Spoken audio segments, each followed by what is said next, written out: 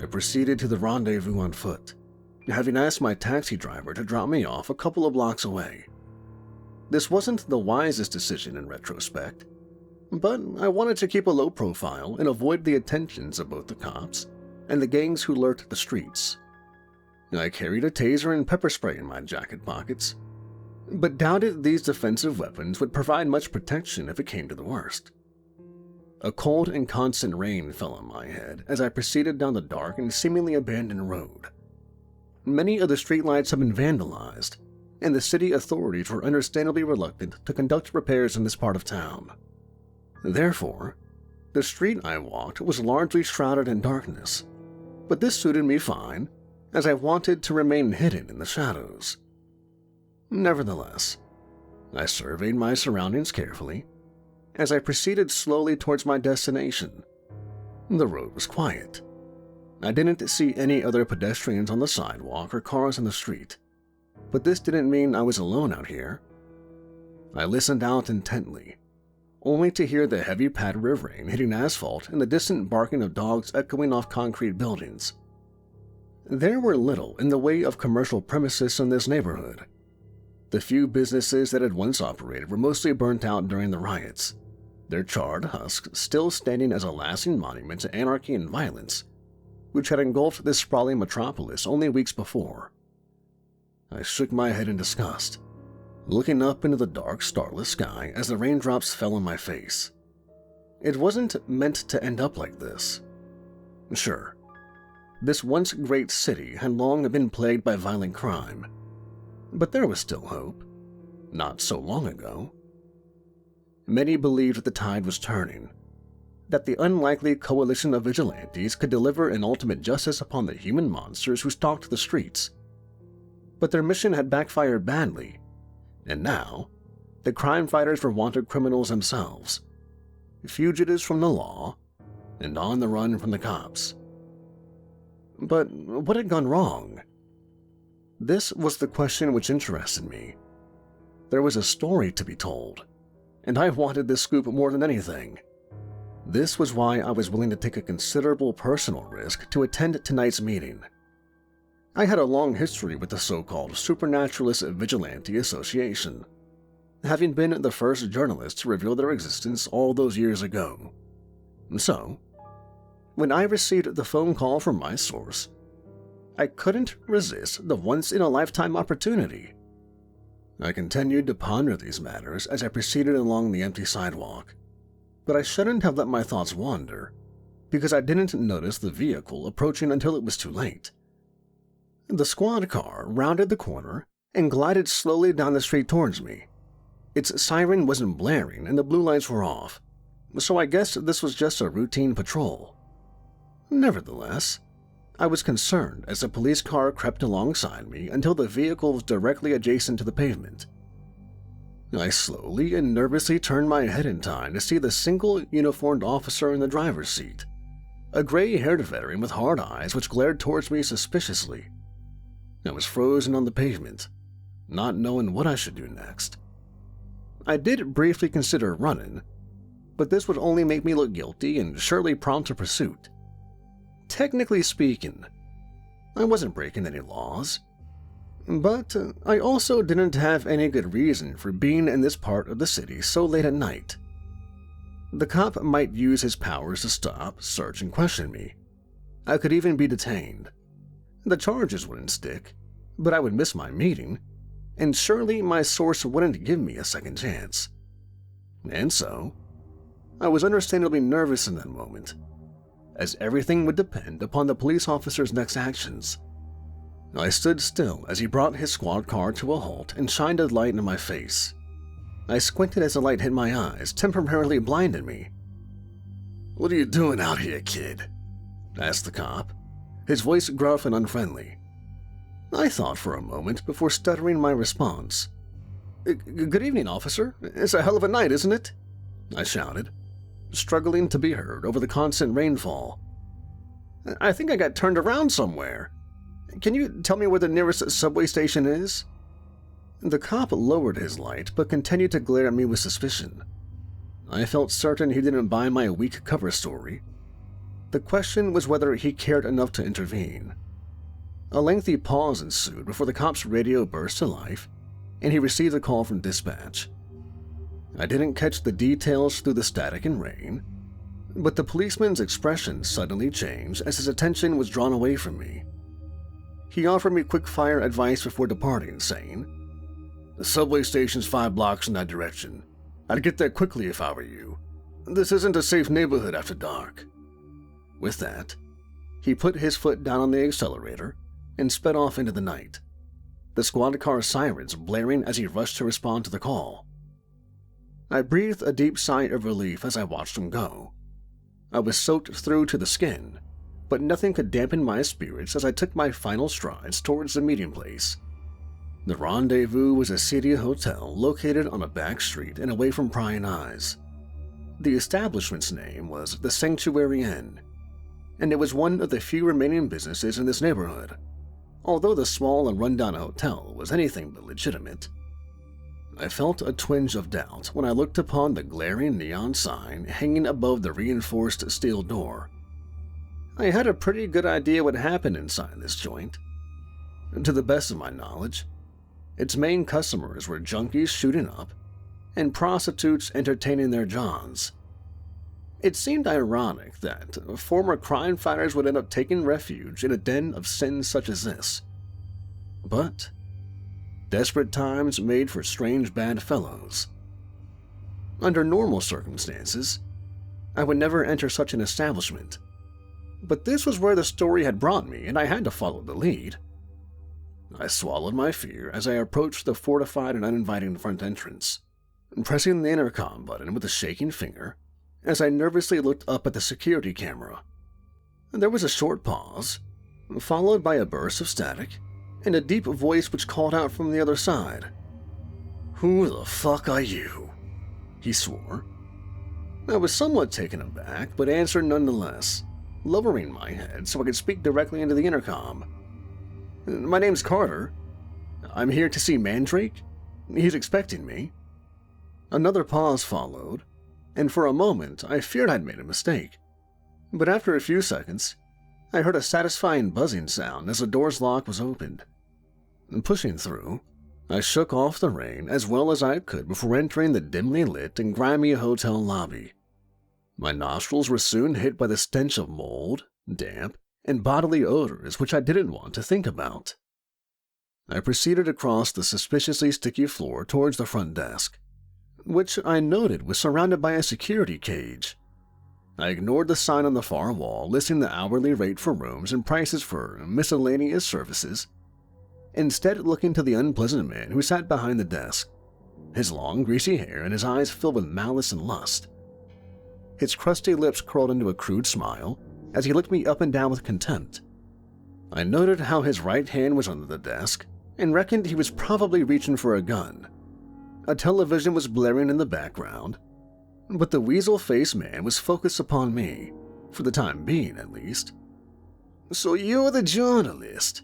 he asked dismissively. "You don't look like much to me. Not built for this world, are you, kid? Sure you don't want to run home to your mama?" He laughed cruelly in open mockery. I was pissed off, but kept my cool, not rising to the bait as I replied through clenched teeth. "I'm here to see Mandrake. Can you take me to him?" The foul receptionist scoffed as he looked away from me and back to the TV set. "Mandrake's in room 13, on the second floor. The elevator's bust, so you'll have to take the stairs." With that said, he was done with me. I elected not to thank the man as I proceeded to the staircase under the dim lights. Walking up the stairs and along the narrow corridor on the second floor, I ignored the shouts and moans coming from the other rooms as I reached number 13 and knocked firmly on the door. "Come in. It's open," was the reply. I froze for a second since I recognized the voice all too well, even though I'd never met the man face to face. I experienced a cold chill in the second before I grasped hold of the door handle, twisting it and proceeding inside of the small and squalid hotel room. The man inside looked totally out of place in this vile establishment. And yet here he was. Mandrake sat up from the mattress, shooting me a charming smile as he offered his hand in friendship. I noted the immaculate three-piece suit he wore and the wide grin on his lips which showed off his pearly white teeth. Mandrake exerted the same charisma and confidence in real life as he had done in the many online videos he'd recorded and uploaded over the years, as he'd performed his role as the public face of the Supernatural Vigilante Association. I took his hand and shook it, noting his tight grip as he pulled me in closer. In another life, Mandrake might have been a businessman or media personality, but there was another side to him which I knew all too well, as I'd spent years studying the man and reported upon the many killings he'd ordered and coordinated. But even if I hadn't known Mandrake's history, there was something in his eyes which would have given him away. There was a darkness in those eyes, the killer's look which he couldn't fully hide, even beneath all his charm and smiles. I tried to stop myself from trembling as I reluctantly met Mandrake's gaze, but I wasn't fooling anybody, least of all my host. He knew I was afraid of him, and yet I'd come to meet this man in a place of his choosing. I experienced a sickness in the pit of my stomach upon realizing a simple fact: that Mandrake could kill me right here in this seedy hotel room, perhaps to take revenge for all the negative articles I'd published over the years, which had damaged the Supernatural Vigilante Association's reputation. I had to trust that he was genuine about wanting to tell his story, and I was his means of doing so. "Mr. Carter," he said amicably, whilst maintaining a tight hold of my hand. "What a pleasure to meet you at long last. Please, grab a seat and take off your wet coat. May I offer you a drink?" "No, thank you," I answered nervously, before taking the chair closest to the bedroom door. Mandrake nodded knowingly as he sat back down upon the mattress facing me. "I apologize about the venue. Regrettably, this is what we've been reduced to as we try to keep one step ahead of the authorities. I'm sure you met Eddie on the front desk." "Yeah," I replied hesitantly. "He's certainly a colorful character." "He's scum," Mandrake answered through clenched teeth. "Vermin. A pimp and a dealer, the type of which we would have gladly dispatched in years past. But Eddie knows which side his bread is buttered, and we can count on his cooperation and discretion during our brief stay." I looked him in the eye uncertainly before replying. "That's good. Now, Mr. Mandrake, as you know, I've taken a considerable risk in coming here today, but I'm eager to hear your side of the story." I'd practiced those words repeatedly in preparation for this meeting, and I tried to exert confidence in my voice, even though I was frightened by the perilous situation. "You told me over the phone that you've got someone for me to meet? A former member who wants to give their side of the events?" Mandrake nodded his head and smiled faintly before replying. "You are indeed eager, Mr. Carter. Always keen to pursue the story. I admire this about you, even though your reporting has often damaged our organization's standing." He cast me a hard glare which made my blood turn to ice. But don't worry, my friend. This is all water under the bridge. I do indeed have someone important for you to meet tonight. In fact, she's waiting in the next room." He nodded toward the inner doorway which connected rooms 13 and 14. "But first, I want to speak with you one-to-one, Mr. Carter, and to provide you with a brief history of our organization so you can better understand where we came from and how we got here." I resisted the urge to roll my eyes. I knew what was coming. A propaganda speech from the representative of a designated terrorist group. I'd heard this many times before, but felt like I needed to humor Mandrake to keep his good faith. "We've all witnessed the failures of our justice system," he began. "We know the endless victims who have been let down, while perpetrators walk free or are handed out pathetic sentences. I and a few others decided enough was enough.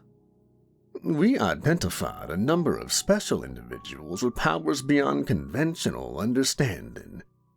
Many of these candidates had been victims themselves, but they lacked the capability and resources to retaliate against those who'd wronged them. That's where the plan for the Supernatural Vigilante Association, or SVA, came in. Our plan was to utilize the powers of these extraordinary individuals to target the right people, the truly evil sons of bitches who deserve to be put down. But you need to understand, Mr. Carter, we didn't go into this blind. We knew the risks of taking the law into our own hands. Who polices the police, right? Our intention was..." I interjected at this point. It wasn't wise to interrupt Mandrake in mid-flow, but I lost my temper upon hearing this all-too-familiar justification. "With respect, Mr. Mandrake, none of this is new information. I have reported extensively on the origins and formation of the SVA. The public know all too well how this was started, and how it ended. What they want to know is what went wrong, and how you arrived at this dark place." I regretted the words as soon as I'd spoken them. I saw the anger in Mandrake's eyes, the resentment and rage which boiled just below the surface. He glared at me with murder in his eyes, and I felt my body stiffen. I started to reach for the taser in my inside pocket, but didn't think it would do me much good. I felt certain that violence would ensue, but thankfully, Mandrake pulled himself back from the brink, exhaling deeply before the smile returned to his lips, and he answered calmly, "Of course. You are quite correct, Mr. Carter. Our time is limited and we must press on. If today's interview goes well, I hope to arrange further meetings so you can speak with more of my comrades. These brave men and women have stories that need to be heard. Now, let me introduce you to the Voodoo Priestess, one of our very first SVA activists." Mandrake raised his volume as he shouted through the connecting door, "Tabitha, can you please come in here?" A tense pause ensued before the door swung open, and an astonishing woman entered. I sat forward in dismay as I watched the beautiful, dark-skinned woman dressed in the traditional and colorful dashiki walk into the room. Her brown eyes glistened as she looked down upon me, her powerful gaze drawing me in. But my instincts had told me not to stare into those eyes for too long, lest I get sucked in by her dark power. I noted the Ankara bag she carried over her shoulder, and dreaded to think what was contained within. And I felt a strange mixture of fear and frustration in that moment, struggling to stand as I took Tabitha's hand, experiencing a surge of energy as our palms touched. "It is a pleasure to meet you, Mr. Carter. I have read all of your articles. Your work is illuminating, if not always accurate." I stared into her deep brown eyes, and my knees felt weak, like I was a nervous teenager talking to a pretty girl for the first time. "Well," I muttered nervously, that's why I'm here, to get your perspective." Tabitha smiled sweetly, although I noticed a menacing glint in her eye which made me feel uncomfortable. Nevertheless, I took my seat whilst Tabitha sat on the hard mattress opposite me. "I'll leave you both to it," said Mandrake, as he made for the door. He turned his head briefly before exiting, looking to his female comrade before saying, "Shout if you need me, Tabitha." His comment struck me as odd. I was certainly no threat to Tabitha. Quite the opposite, in fact. But a moment later, he left the room and shut the door behind him, leaving the two of us to speak in private. Once Mandrake was gone, Tabitha looked me straight in the eye, and once again, I felt myself slipping into a dark abyss. That was until I forced myself to look away. "I want you to know something," she said firmly. "I'm not just another freak of nature who inherited a supernatural power beyond their understanding. My power was taught, passed down through multiple generations through the female line. Ours is an ancient tradition, a religion charting its origins back to Africa, through Haiti, and finally here, to the city shrouded in darkness." She sighed deeply and lowered her head before continuing in a softer tone. "But I'm not here to provide a history of my people or of voodooism. We didn't start as vigilantes, although the priestesses who joined the SVA had their reasons. They call us witches. They think we're devil worshippers. Everyone knows what happened, about what we've done. But I need you to understand why." "That's what I want to know," I answered nervously, still not daring to look the woman in the eye. She exhaled deeply before speaking again. "For me, it began with my parents. My mother was a powerful priestess, capable of great things, but she had a fatal weakness. Her husband, my father. He was a brute who beat her constantly. Father was a large man and he could hit hard, but Mother had the power to bring him to heel. She could have ended him with a mere click of her fingers, but she wouldn't. She loved him, you see. Mother kept telling herself that he'd change, that the latest beating would be the last. She kept believing that lie until he put her in the grave." And Tabitha looked up, a fiery defiance entering her voice as she delivered her next line. "I could do nothing as a child, but as my powers grew, I vowed I would never let this happen again." "So that's how it started for you? To seek justice for your mother?" "In a sense. I wanted to stop abusers from getting away with their hideous crimes, to make them feel the pain and suffering they inflicted upon others. But before I unleashed justice upon the unrighteous, I needed a test run.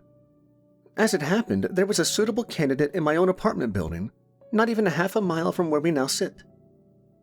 I raised an eyebrow, chilled by where this account was going, but also intrigued. I thought back on all the SVA-related murders I reported on, but couldn't recall one linked to Tabitha. I sat back in silence, whilst patiently waiting for her to continue. "They were my neighbors who lived on the same floor. The woman was called Tracy, and the man was Kyle. They kept it to themselves at first and seemed like a nice and happy couple to the untrained eye, but I'd grown up in an abusive household and knew the signs to look for. I noticed how Tracy wore extra clothes to cover up her bruises, how she always seemed nervous when I saw them together in the elevator, and I recognized the look in his eyes, the unjustified hatred and barely concealed rage. I knew a killer when I saw one, and realized it would only be a matter of time before he ended his girlfriend's life." She paused, swallowing deeply in an attempt to control her emotions. "The police would do nothing. There were no witnesses and no real evidence. I knew I'd need to take it into my own hands. Now, you've seen all the depictions of voodoo in the movies, pricking pins into dolls and all that bullshit. We don't do that. But there are methods. Dark magic we can use to punish our enemies. It took me a while to make the necessary preparations and to gather the material I needed for the ritual. I won't betray the secrets of my craft. You understand that I still owe loyalty to the spiritual movement which trained me. Suffice to say, I obtained personal items relating to my target, a strand of hair, a treasured heirloom. I have my means, and I'm patient. When all was in place, I conducted the ritual and evoked a dark spirit to set upon my target. Now, I didn't set out to kill Kyle. I wasn't ready to use extreme measures at that time. Perhaps I was weak. I don't know." She hesitated again, as a sadness became evident in her dark brown eyes. I felt obligated to reach forward and touch her hand, shooting Tabitha a sympathetic smile as I prompted her to go on. "What happened?" "I thought I could weaken him. My plan was to break his spirit, to make him sick and weak so he couldn't hurt her anymore. But it didn't work? I asked, whilst withdrawing my hand and looking her straight in the eye. Oh, the spell worked fine, Tabitha replied defensively. I know for a fact that he was bedridden and in agony, and Tracy told me as much when I saw her. I guess I should have seen it coming. It's the same pattern playing over again, with my mother, with Tracy. Kyle getting sick didn't set her free. It bound her to him. I thought she'd use the opportunity to escape from the abusive relationship, but I guess Kyle had her firmly under his control, because Tracy stayed by his bedside and wanted to nurse her abuser through his illness. Jesus, I said in shock. Yeah, tell me about it. What did you do then? I pressed. Tabitha shook her head, and I could tell she was trying to hold back the tears. The sickness spells wore off, and of course he started hurting her again. I knew there was only one way to end the cycle, she explained emotionally. I realized that I had to kill him. It was within my power to do so, but I hesitated. Perhaps murder comes naturally to some, but not to me. All was ready on that night, and I truly believe I would have gone through with it. I was prepared to speak the words and summon the darkest of spirits from the underworld, but I waited too long. We were briefly distracted by a noise from the next room. I swore I heard Mandrake's voice, and he sounded agitated. This was worrying, but I chose to ignore the potential danger because I needed to hear the conclusion of Tabitha's story. Just before midnight, I heard raised voices and crashing sounds coming from Tracy's apartment. I knew what this meant, and so I leapt up onto my feet, running out into the corridor and banging on their front door. I heard Tracy's screams from inside the apartment and knew there was no time, so I used my bag of tricks to force open the door before I burst inside. But it was already too late. Tracy was on the floor in a pool of her own blood, a dozen stab wounds punctuating her torso as she slowly choked to death, and the life force drained from her frightened and pained eyes. And Kyle stood over her, a manic look in his eyes and the bloody knife in his hand. He glared at me with a murderous glint and snarled through curled lips. He called me a bitch and claimed I'd turned his girlfriend against him. Kyle was going to make me pay. With that, he charged towards me with a knife in hand. I cried out and tried to flee, but Kyle was on me in a second, knocking me to the ground and pinning me down. The monster was on top of me, his eyes bulging and spittle flying from his mouth as he tried to bring the blade down and plunge it into my chest. I expended all of my physical strength to prevent him from doing so, but my mind was in another place. I spoke the words and used my true power, evoking the darkest of spirits from the other side to claim his wicked soul. And Kyle suddenly stopped his attack, dropping the knife and climbing off of me, his eyes now filled with unadulterated fear as his face turned a ghostly pale. I spotted it before he did, the dark shadow which appeared as if from nowhere, taking the shape of a man as it glided across the apartment floor. And Kyle turned around slowly, screaming in sheer terror as he saw the demon approach. I'd never seen one of these dark spirits in action before, and I must admit it was horrifying. What monster had I brought into this world? I wondered in that moment, but there was nothing I could do to stop it. I remained frozen on the floor, watching on in terrified awe as the demon consumed the screaming Kyle in its dark form, crushing him and sucking his soul from his physical body.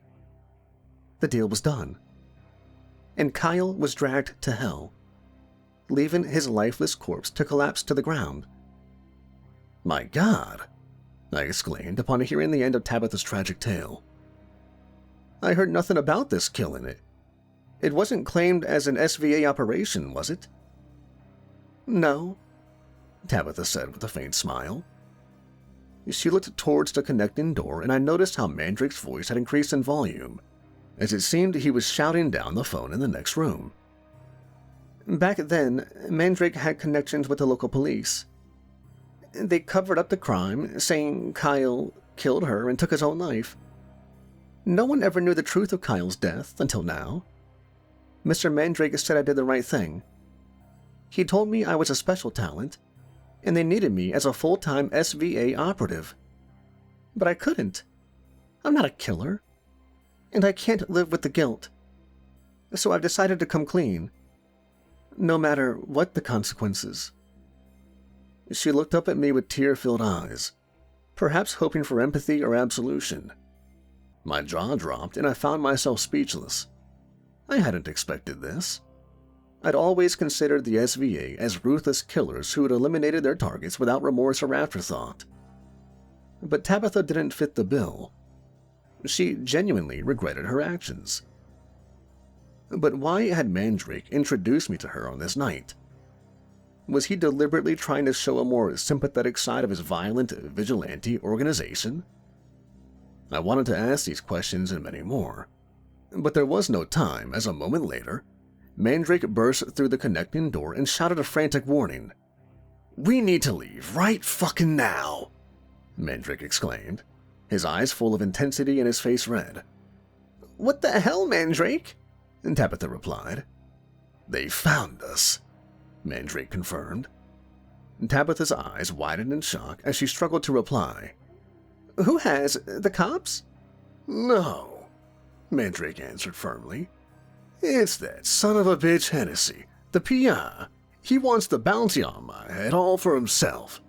That rat bastard Eddie sold us out." We heard the heavy thumping of boots in the corridor outside, and I knew the threat was real. "You can deal with this," Mandrake said, whilst speaking directly to Tabitha. I noted how he pointed over to her Ankara bag whilst doing so. "You can summon the dark spirit and send Hennessy straight to hell," the vigilante exclaimed. "No, I won't do it, not again," Tabitha replied firmly and without hesitation. Mandrake appeared angry for a moment, glaring at Tabitha as if to challenge her defiance, but the voodoo priestess was not backing down. "Oh well, I guess it's time for less subtle methods," Mandrake said, in a more conciliatory tone. Next, he got down on his knees and retrieved a weapon previously hidden under the bed, which I instantly recognized as a pump-action shotgun. He worked the gun and loaded a shell into the chamber before turning to us both and giving a firm order. "We're going out. Stay behind me." We both obeyed as Mandrake opened the bedroom door, and the three of us tumbled out into the corridor. I glanced into the darkness and saw two men charging towards us, their faces illuminated by the dim strip lights. The first man I recognized as Eddie, the greasy hotel receptionist turned traitor.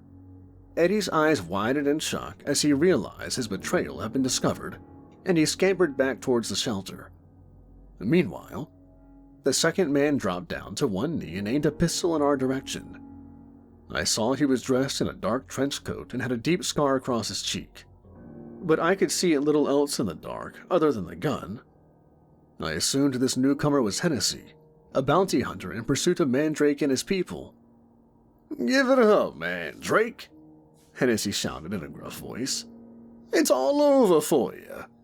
"The hell it is," Mandrake replied defiantly. And then he opened fire with a shotgun. The buckshot tore down the corridor, winging Hennessy but failing to take him down. A moment later, the bounty hunter returned fire with his pistol, his bullets missing us by mere inches and slamming into the wall behind us. "Go!" Mandrake screamed over his shoulder. "Get to the fire escape. I'll meet you on the street." His frantic orders were directed towards Tabitha and me, and we didn't hesitate, dashing down the corridor side by side, whilst more bullets whizzed over our heads. I can barely remember our escape down the back staircase, as I remained in a state of acute panic throughout the mad dash. I don't know how we made it out, but miraculously Tabitha and I reached the relative safety of the rubbish-strewn alley behind the hotel. I noted how the rain had now stopped and thanked God for small mercies, but we weren't out of the woods yet.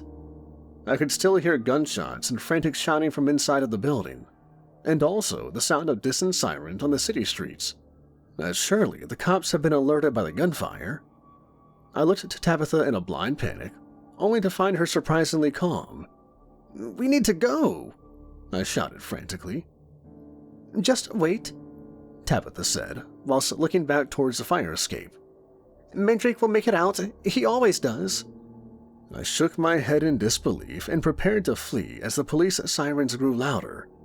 But Tabitha was right, as a moment later Mandrake sprinted down the staircase. He appeared frazzled, and the still smoking shotgun remained in his hands. But the vigilante leader was still very much alive.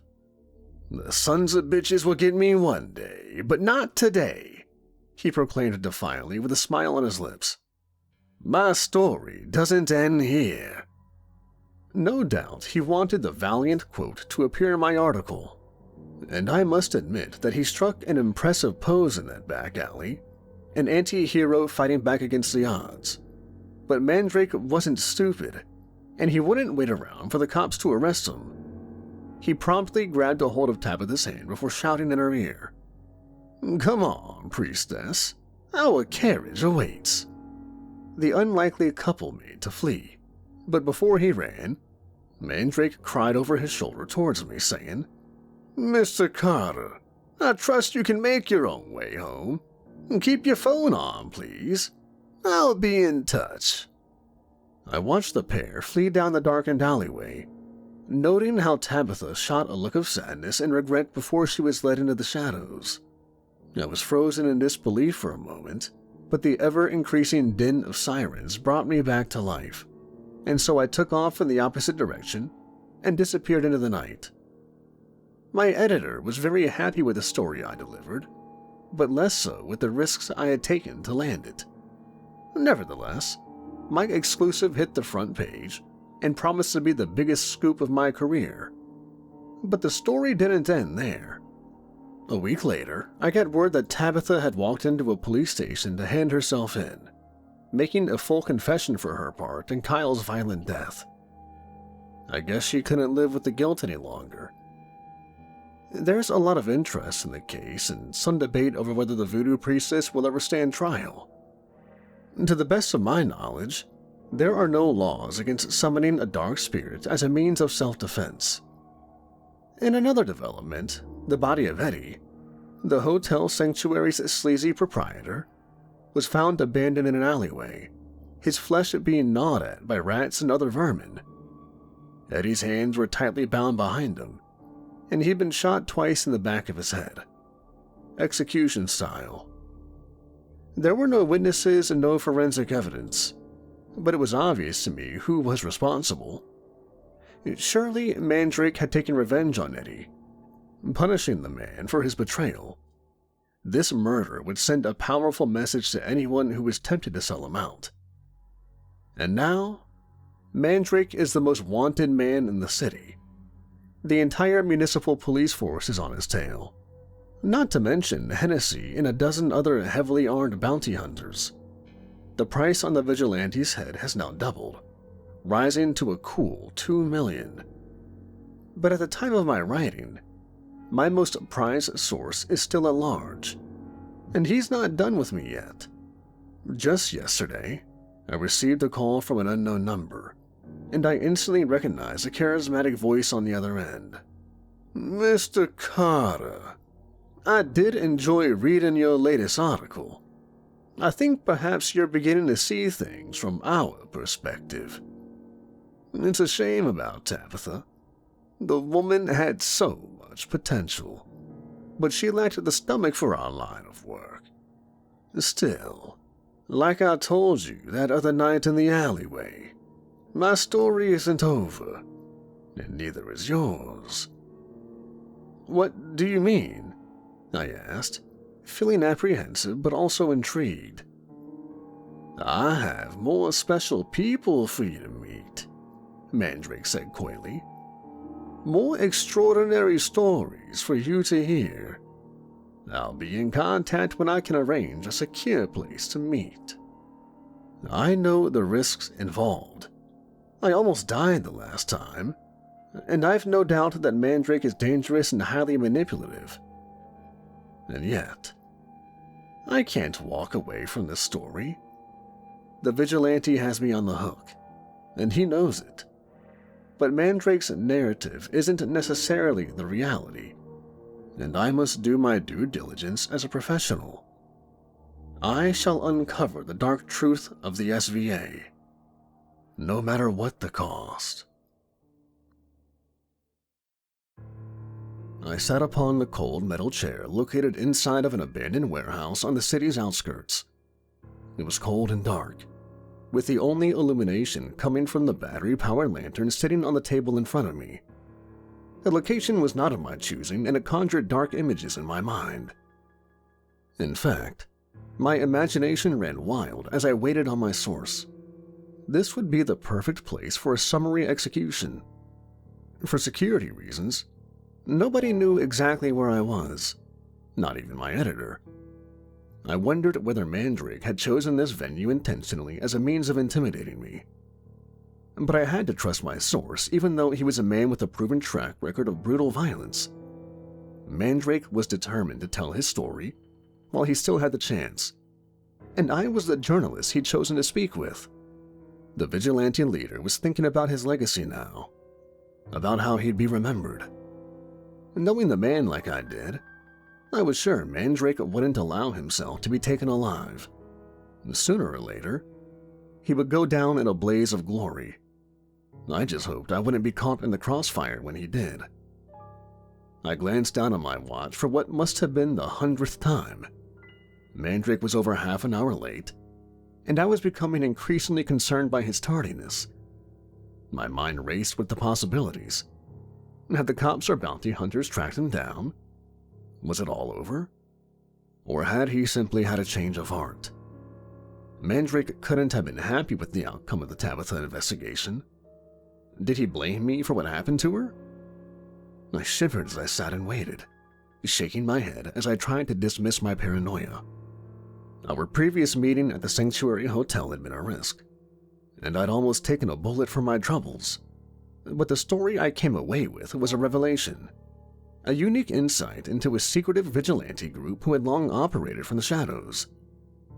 I knew I was on the cusp of a huge scoop which would reveal the truth to the public and launch my career into the stratosphere.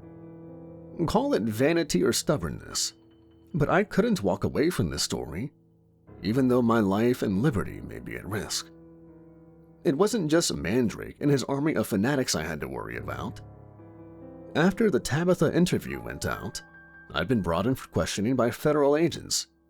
They'd pressed me hard for information on the elusive Mandrake, his state of mind, how he contacted me, his whereabouts, and so on. I'd given them the bare minimum of information, maintaining my journalistic integrity as I insisted on protecting my sources. Eventually, the newspaper's lawyers were able to get me released without charge, but the feds made it clear that this wasn't over, making obscure references to anti-terrorist legislation and national security. And then there was Hennessy, the determined private investigator who tracked Mandrake down to the hotel. Over the previous few days, I'd had the unpleasant feeling I was being followed as I went about my day-to-day business. At first, I thought it was my paranoia playing up. But then I caught a glimpse of Hennessy whilst I was walking to my office. The PI must be keeping tabs on me in the hope I would lead him to Mandrake. I'd taken all the precautions I could while traveling to the location that night, but I still feared the PI would track us down. Hennessy would stop at nothing to claim the substantial bounty on Mandrake's head, which would be paid whether the target was dead or alive. He was hunting the vigilante leader down, but Mandrake could get to Hennessy too, as evidenced by a recent assassination attempt. The cops had tried to cover it up, but I'd got word of a car bomb attack on the PI's vehicle. Thankfully, for Hennessy's sake, the device had failed to go off. Nevertheless, this was now a deadly game of cat and mouse, and I was stuck in the middle. I was still considering the dangerous situation and questioning my own sanity when I heard the ominous sound of footsteps behind me. I turned slowly and saw a figure emerging from the shadows and marching across the concrete towards me. "Mr. Carter, please excuse my tardiness," said the familiar voice. I squinted to get a better look at the man as the light from the lantern illuminated his face. It was Mandrake, of course, but his appearance was different from the last time we'd met. Even in the unsavory environment of the squalid hotel, Mandrake had maintained his dignity and self-confidence, standing tall and immaculately turned out in his finely tailored suit. But the man I now saw before me looked like a shadow of his former self, his suit torn and stained, his face unshaven and drawn. Mandrake was clearly on edge, and even his voice seemed to have lost some of its previous authority. I wondered what had happened to the vigilante leader to put him down so much. Had the pressure and stress of being on the run finally got to him? I didn't comment on his physical state, although it did concern me, particularly given the wild look present in his dark eyes. I recalled hearing how wild animals were the most dangerous when cornered, and thought this might also apply to human beings. Nevertheless, the disheveled Mandrake strode across the warehouse floor and took his seat across from me, smiling faintly as he looked me up and down. "Well, Mr. Carter, I want to thank you for coming tonight. Not much has happened since our last conversation." "Indeed," I replied thoughtfully. A pause followed, as if Mandrake expected me to say more. "Have you been able to speak with her?" Mandrake eventually asked. I knew precisely who he was referring to and shook my head in the negative. "I'm afraid not. I've made repeated attempts to visit Tabitha in custody, but so far, the prison authorities have blocked all my requests." Mandrake's face screwed up as he scoffed in utter contempt. "You understand now, Mr. Carter. You can see the lengths the government will go to, what they're prepared to do to maintain control, and to ensure their own twisted monopoly on violence and so-called justice." I sensed that Mandrake was about to launch into one of his characteristic tirades where he attempted to justify his heinous actions. I wanted to shut him down, but in truth, there was little I could say, because Tabitha's case didn't sit easy with me. I had only met the voodoo priestess briefly, but I felt like we made a connection during our short interview. I had sympathy for Tabitha after hearing her story, and the woman had shown genuine remorse when she had handed herself in and made a full confession. Her case was indeed an interesting one, as Tabitha had used her powers to punish and ultimately kill a wife murderer, but the DA elected not to bring her to trial, as they believed a conviction was unlikely, and Tabitha had acted in self-defense after all, albeit in a rather unconventional way. That should have been the end of the matter, but the feds weren't willing to let Tabitha walk free, and so she was being held under anti-terrorist laws at an undisclosed location. I was certainly not a supporter of the SVA and didn't condone their activities, but I struggled to justify the government's draconian actions against them. Mandrake must have picked up on my discomfort, and he decided to press me on the matter. "You still believe we're the bad guys, don't you? Surely you don't really believe the government is on the right side of this?" I took a breath, carefully considering my next words before delivering an answer. "I still believe in the system, despite its flaws." Mandrake's response to my statement surprised me, because he burst into mocking laughter.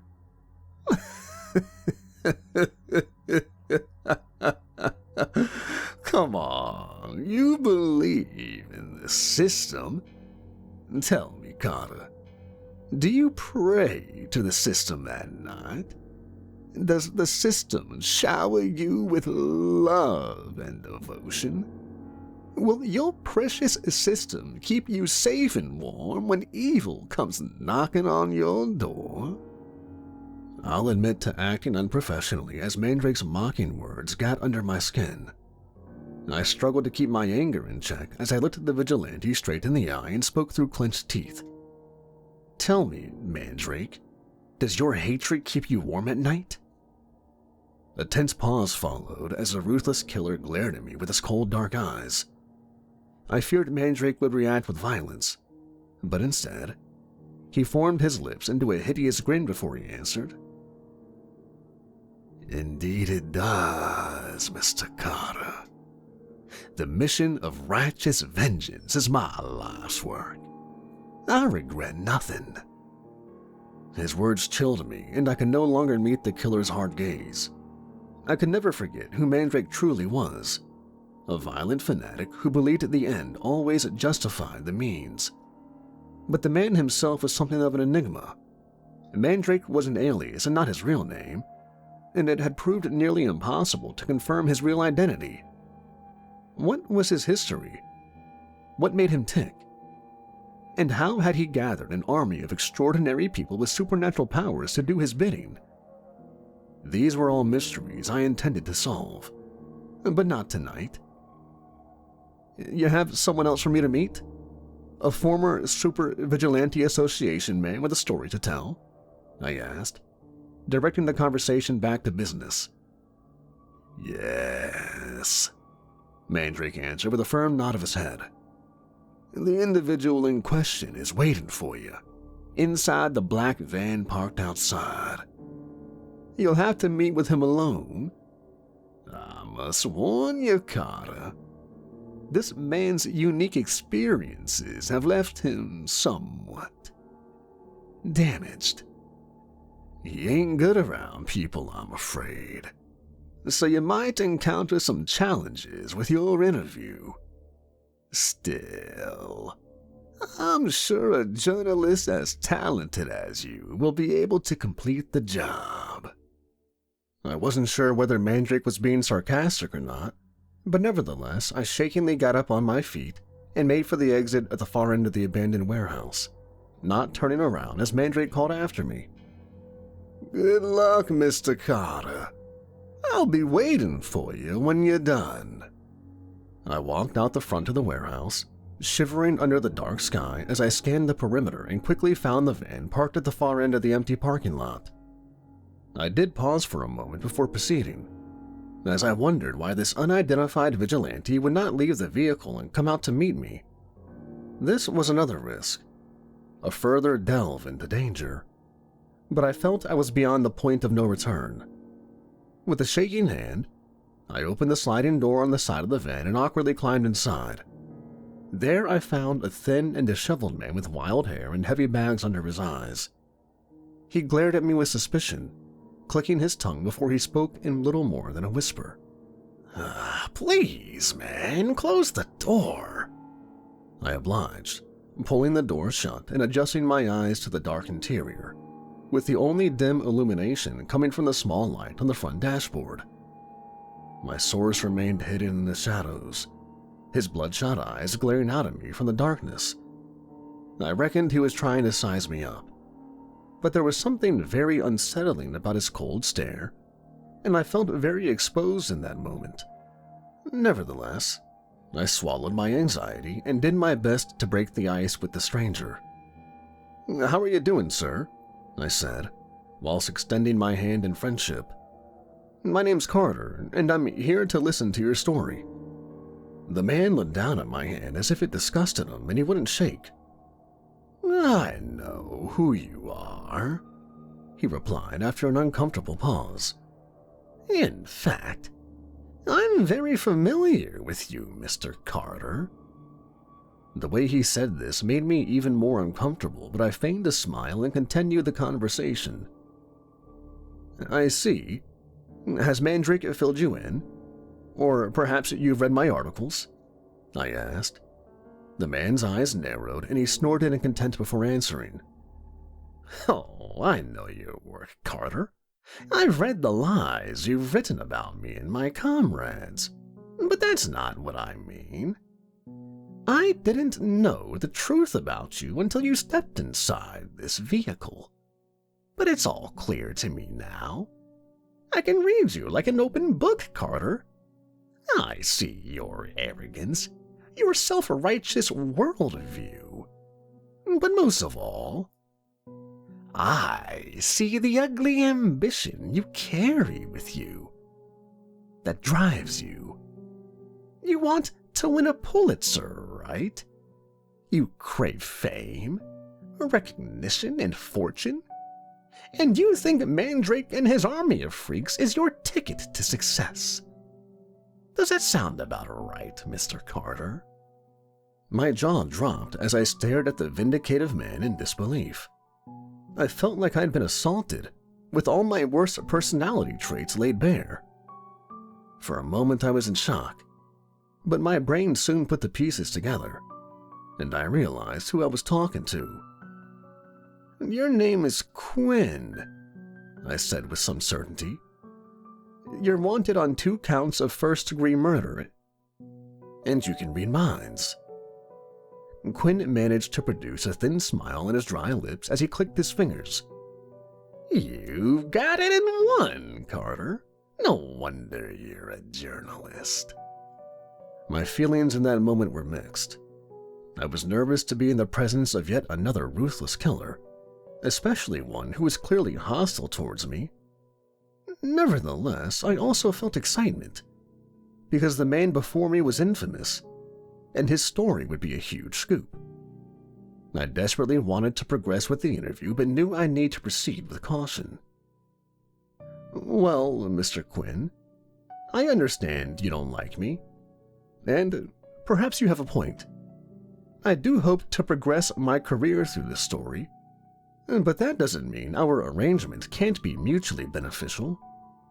You and your comrades want the world to hear your side of the story, and I can give you this audience."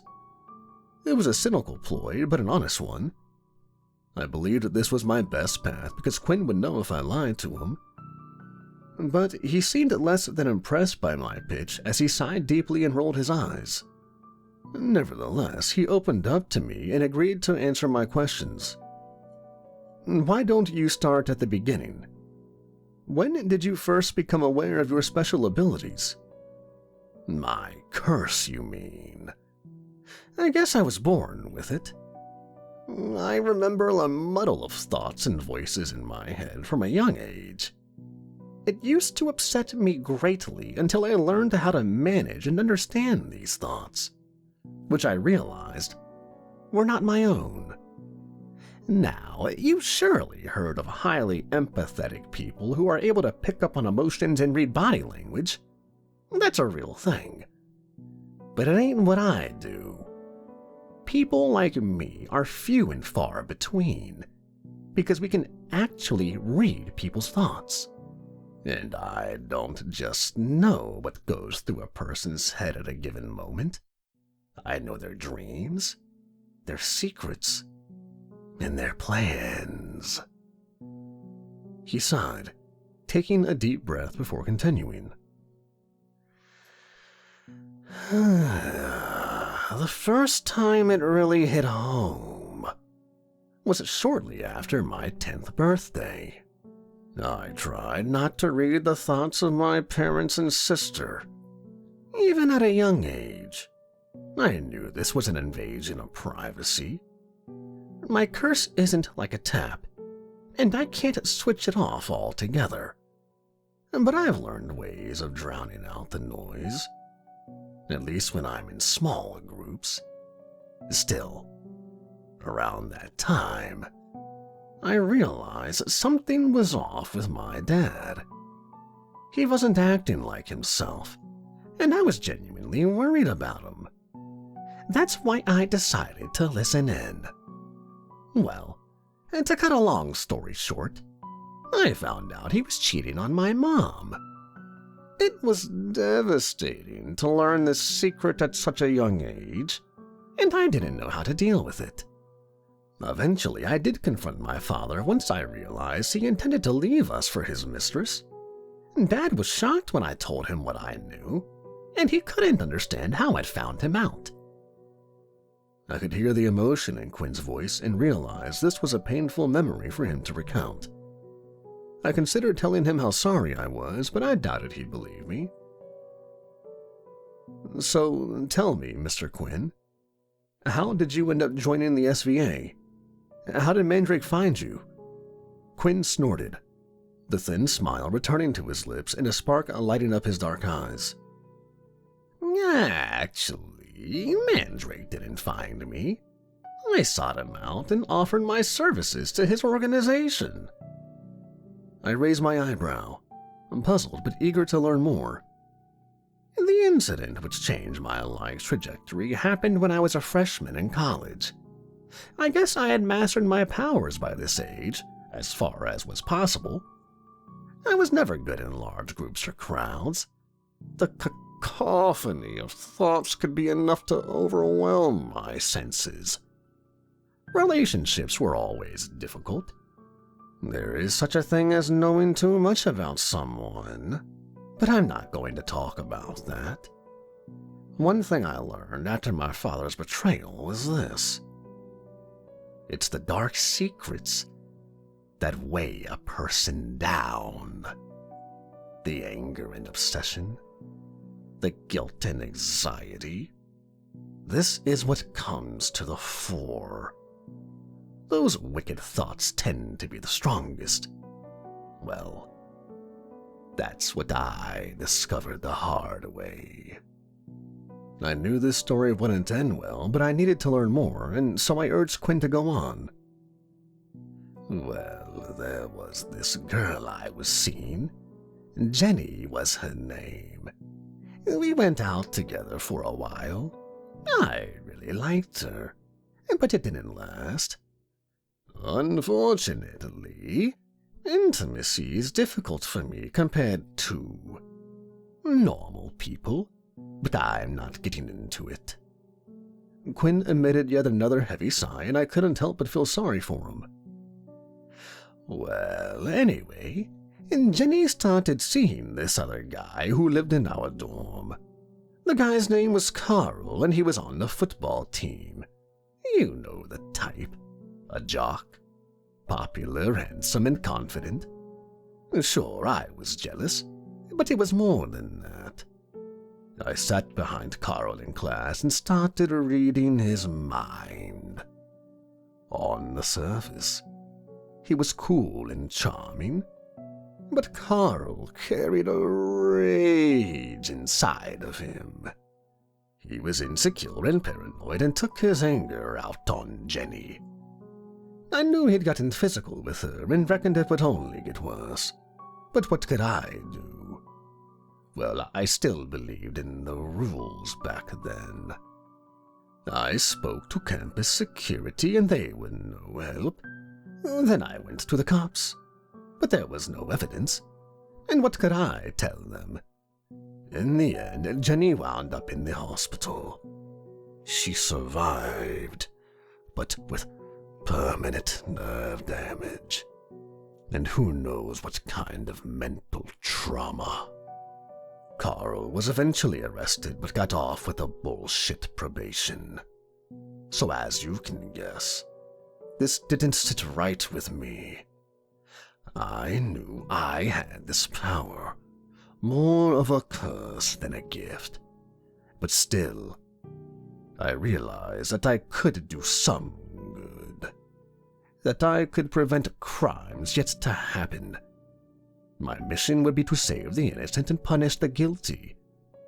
That's why I sought out Mandrake and joined the SVA. I nodded my head in understanding. Quinn's journey towards vigilantism made sense now. Whether it was morally justified or not was another question, however. So, can you tell me what work you did for the SVA? It didn't always come to murder. Sometimes the target got just a warning. Other times a beating or kneecapping. But we didn't hesitate to take out hardened killers or people who abuse. The young. They were fair game. At first I worked with others in the organization, but after a while I hunted alone. Hunted? I interjected in shock. Sure, Quinn said with a wicked smile on his lips.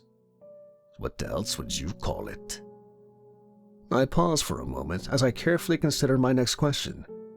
But this was of course pointless because Quinn knew what I was going to ask before I did. Yes, you want to hear about the Hall murder. That's why you're here, right? I nodded my head, unable to hide my enthusiasm. What happened that night, Quinn? The vigilante stared at his feet for a long time. I feared Quinn might not tell his sorry tale, but eventually he did speak up.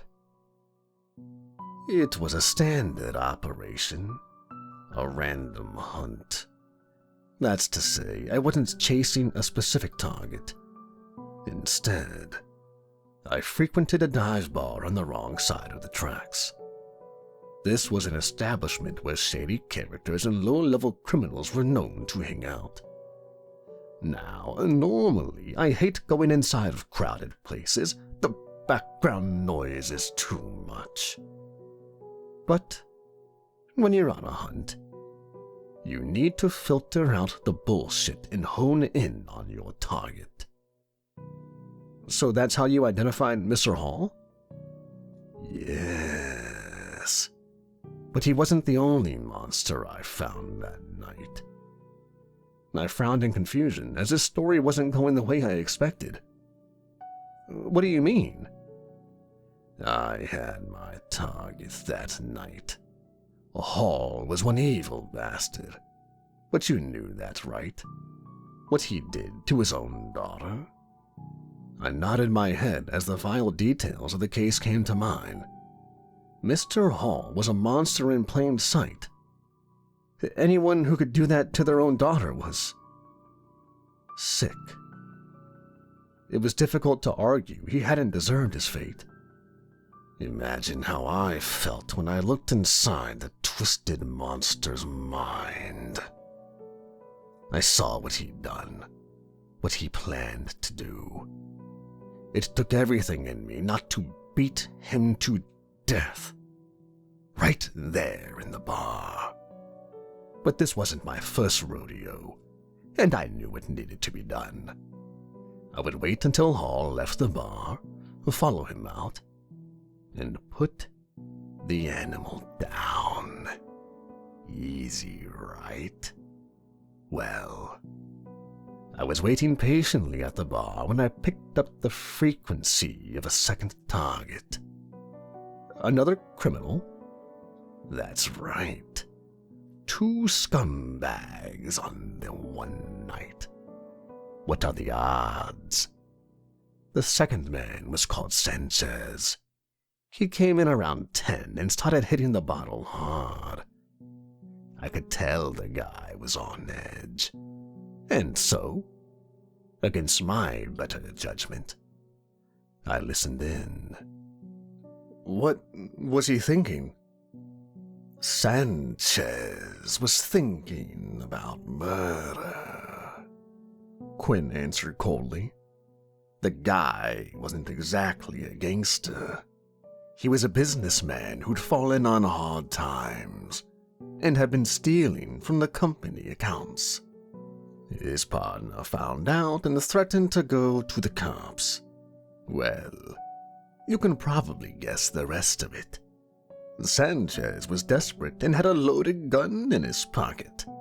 He planned to kill his business partner that very night, and was working up to doing it, using the booze for some Dutch courage. Good grief, I said, hardly believing what I was hearing. Yes, you can imagine and see my conundrum. Some might call it an impossible decision. I had 2 targets in the same bar, both planning to commit horrific acts on that very night.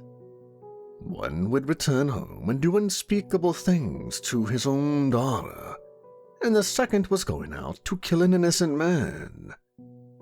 I considered asking Quinn what he chose to do, but I already knew the answer. If I had more time, I would have called in a second hitman, Quinn continued solemnly. But Hall went to leave 2 minutes later. I needed to make a split-second decision. And that's what I did. Quinn paused again, swallowing as he broke off eye contact. There's no way I could let that child abuser walk away, and so I followed him out onto the street. I sat forward, enthralled by Quinn's account and hanging on his every word. I waited until he was on his own, cornering him on an empty side street. Hall wasn't a big guy, but I was taking no chances. there's no way of knowing how someone will react when they're taken by surprise. But, as it turned out, I needn't have worried, because the bastard was nothing more than a coward. I came up behind him with my trusty stiletto in hand.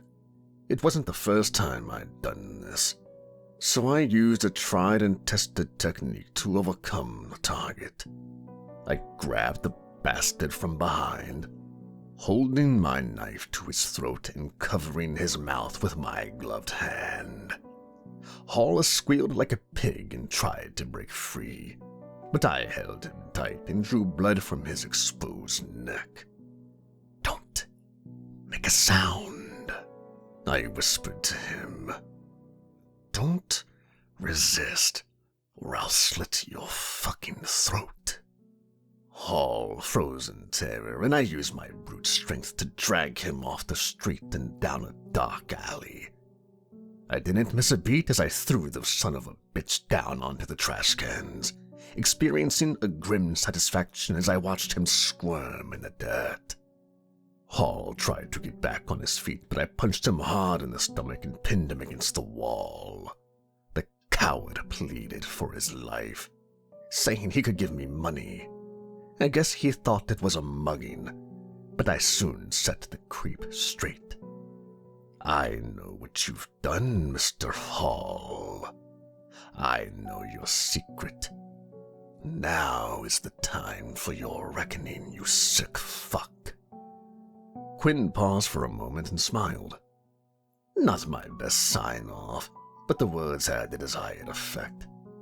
I took pleasure in my target's reaction, his eyes widening in sheer terror once he realized the game was up.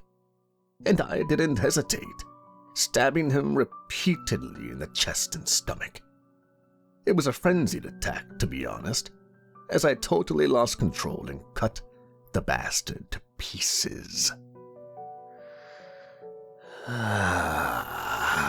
Well, you saw the crime scene photos, Carter. I had, and the brutality of the murder was undeniable.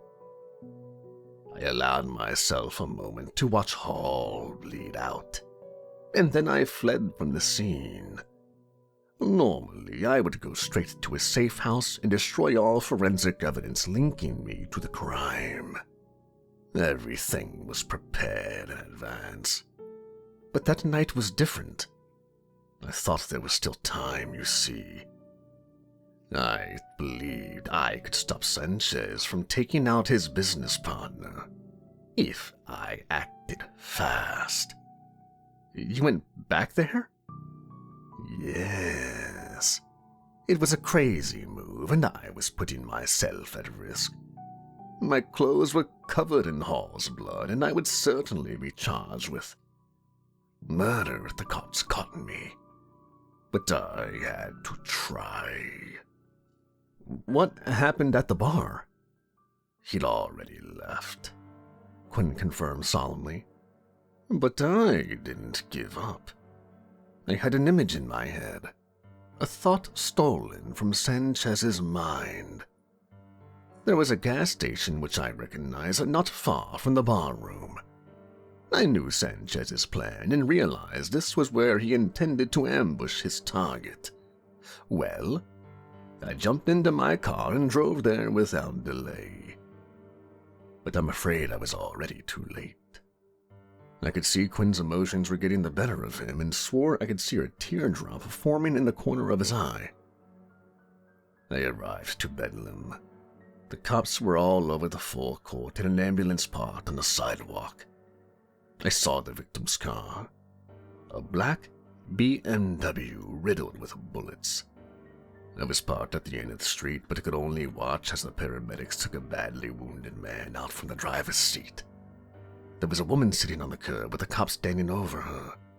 She didn't seem to be hurt, but her clothes and face were covered in blood, and her eyes were wide with shock. They loaded the man onto a stretcher and rushed him to the ambulance. He was still alive, but in a bad way. Still, I thought the victim might pull through, But a moment later, and they opened the back door and removed a second body with half his head blown away. The back seat passenger was only a child, 11 or 12 at most. Clearly, the kid was dead, and when the woman saw him, she screamed bloody murder, collapsing down to the asphalt as the grief overcame her. I felt sick to my stomach as reality hit home, and a guilt latched on to me that would never let go. "My God!" I exclaimed in genuine shock. I thought back to the night of Hall's death and recalled the fatal shooting which had occurred on the same night. I hadn't made the connection between the two incidents at the time, assuming they were two unrelated acts of violence. But now it all made sense. "So," I said carefully, "you took the life of a man to save a child, but another kid died because of my decision." Quinn shot back bitterly. I don't condone what you did, but you can't hold yourself responsible for that boy's death. You didn't shoot him." "True. And perhaps I could have lived with the guilt. But unfortunately, this wasn't the end of it." I raised my eyebrow, the hairs on the back of my neck standing on end as I eagerly awaited the conclusion of Quinn's extraordinary tale. "Sanchez was caught by the cops before we could get to him. They had enough evidence to bury him, and the judge rightly gave the bastard the death penalty. He's still waiting on his sentence to this day, in fact. Well, the whole episode hit me hard. I got the usual pep talk from Mandrake, but the guilt was eating away at me. Honestly, I'd had my fill of death and violence and was ready to give up on the vigilante business. I went off the rails and started drinking heavily. This was the only way I could drown out the voices invading my consciousness. But the alcohol has also dulled my natural defenses. So I didn't see her coming and didn't realize she'd broken into my apartment. Who was she? The woman from that night. The grieving mother on the sidewalk. Her son was dead and her husband in a coma, and the grief had driven her insane. She must have seen me that night and put two and two together. I don't know how she found me. Perhaps she had her own powers of intuition or deduction. Well, in any case, she got the drop on me. What did she want? Quinn snorted before answering aggressively. What the hell do you think she wanted? She wanted fucking revenge. But why you? You weren't. I wasn't responsible. I didn't kill her son, sure, that's true. But I could have saved the kid. I could have chosen differently and prevented what happened. It was an impossible choice, I replied with genuine sympathy. Perhaps, but the grieving mother didn't see things that way. Her son's killer was in prison awaiting the injection. But this wasn't enough. She needed someone to blame, a target to lash out at. In her mind, I played God that night, having chosen to save another child over hers. I could argue about the moral dilemma, but ultimately she was right. I had no acceptable defense when I came home drunk and found her in my front room pointing a gun at my chest. What happened next? Clearly this was difficult for Quinn, and I really should have shown some patience, but I needed to drag the truth out of him one way or another. We had a short, intense conversation, but I don't remember the exact details. I asked her how she found me, begged her for forgiveness. But I knew it was no good. I could see the rage in her heart, and all she had left was rage and an overwhelming desire for revenge. It didn't matter that I wasn't her son's killer. I had made a decision which had resulted in her child's death, and for that crime, I had to die. But she didn't go through with it. You survived, evidently. Only by blind luck, Quinn said with an ironic grin. She aimed the pistol in my face and pulled the trigger, but all I heard was an empty click. Her gun jammed, you see. Pure chance. That's what saved my life. But the mother wasn't going to let me go. She charged towards me and tried to smash the butt of the gun into my face. I reacted on instinct and dodged the attack. There was a struggle. She was crazed and wild, but I had the advantage in physical strength. I got her pinned to the ground, but she wouldn't give up. And I knew what was in her mind. The grieving mother would keep coming after me if I let her go. Nothing would alleviate her rage. I made another fateful decision in that moment, as I put my hands around her throat and squeezed hard. And I didn't stop squeezing until the light went out from her eyes. My jaw dropped as I considered the horrifying conclusion to Quinn's story. I couldn't help but feel sympathy for the vigilante as I saw the impact this confession had upon him, his body now trembling and tears rolling down his cheeks. Before our meeting that night, I thought of Quinn as a ruthless killer without remorse. But now I saw the heavy toll this life had taken, leaving him as a mere shadow of his former self. "You had no choice," I muttered sympathetically. I didn't really mean those words, but I felt compelled to say something.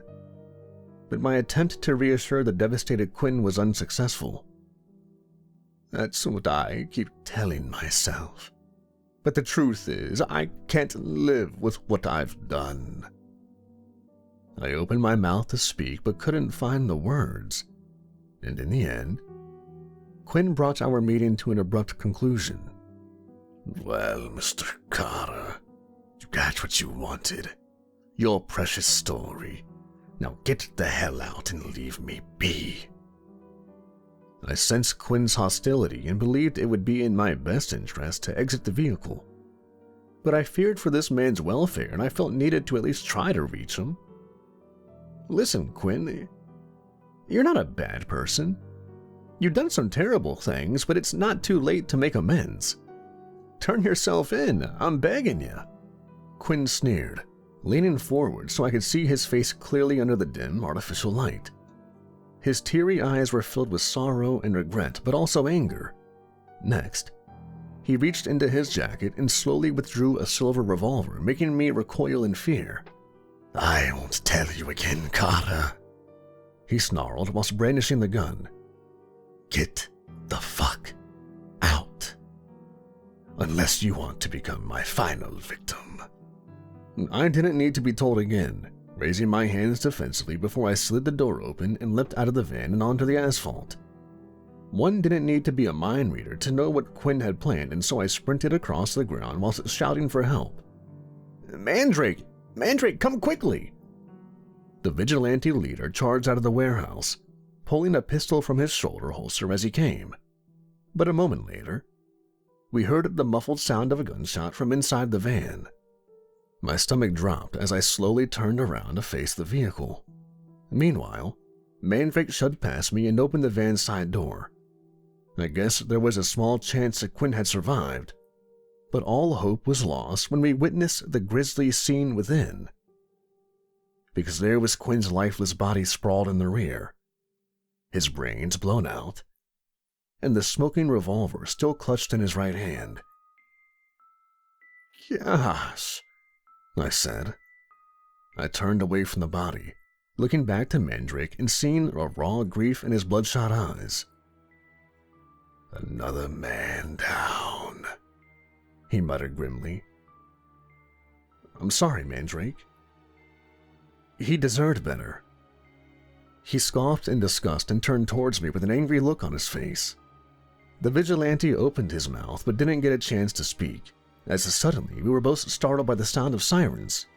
"Shit," Mandrake swore, as he turned to see the flashing blue lights in the distance. "Time to go, Carter. I've given you another scoop to count towards your Pulitzer, but we're not done yet, my friend. I have one more person for you to meet. One last story to complete the saga." He shot me a wicked smile and wink before turning on his heels and fleeing from the scene. I paused for a brief moment, casting one final look at Quinn's body before I ran in the opposite direction. The story of the Mentalist received wide acclaim and international attention upon its publication.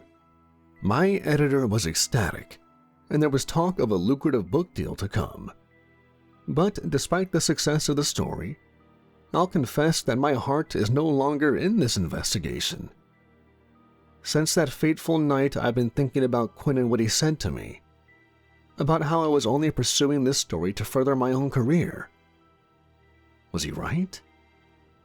What am I trying to achieve here? I don't know anymore.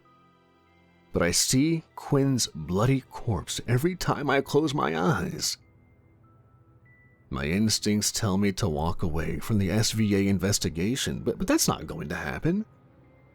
I've come this far and feel compelled to move forward. When Mandrake calls, I will go to meet him one last time. I'm going to finish this story, even if it kills me.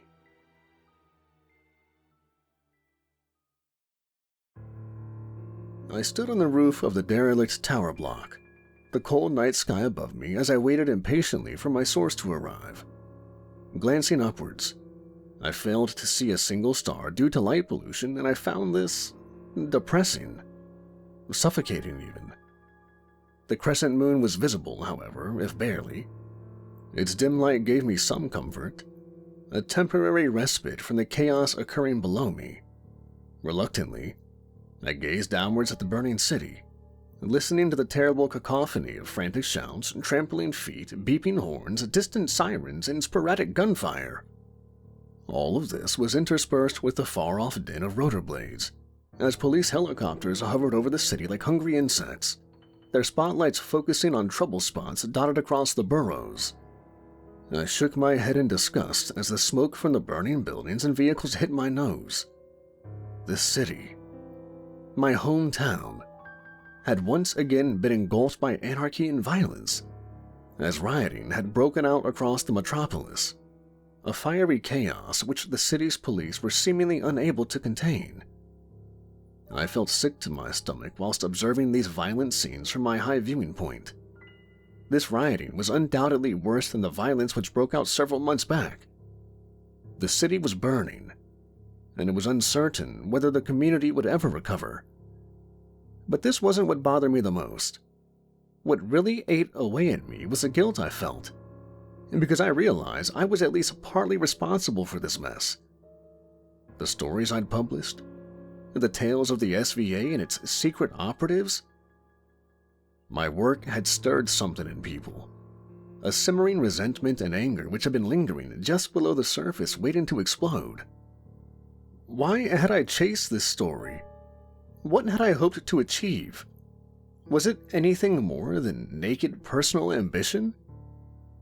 I've been asking myself with these questions since my last interview with Quinn, the Mentalist, which had ended in tragedy. But it wasn't about me anymore.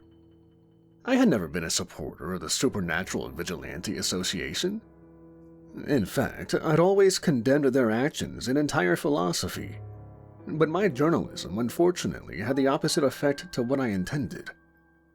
Instead of exposing the brutal organization for what they were, I'd breathed fresh life into a dying beast.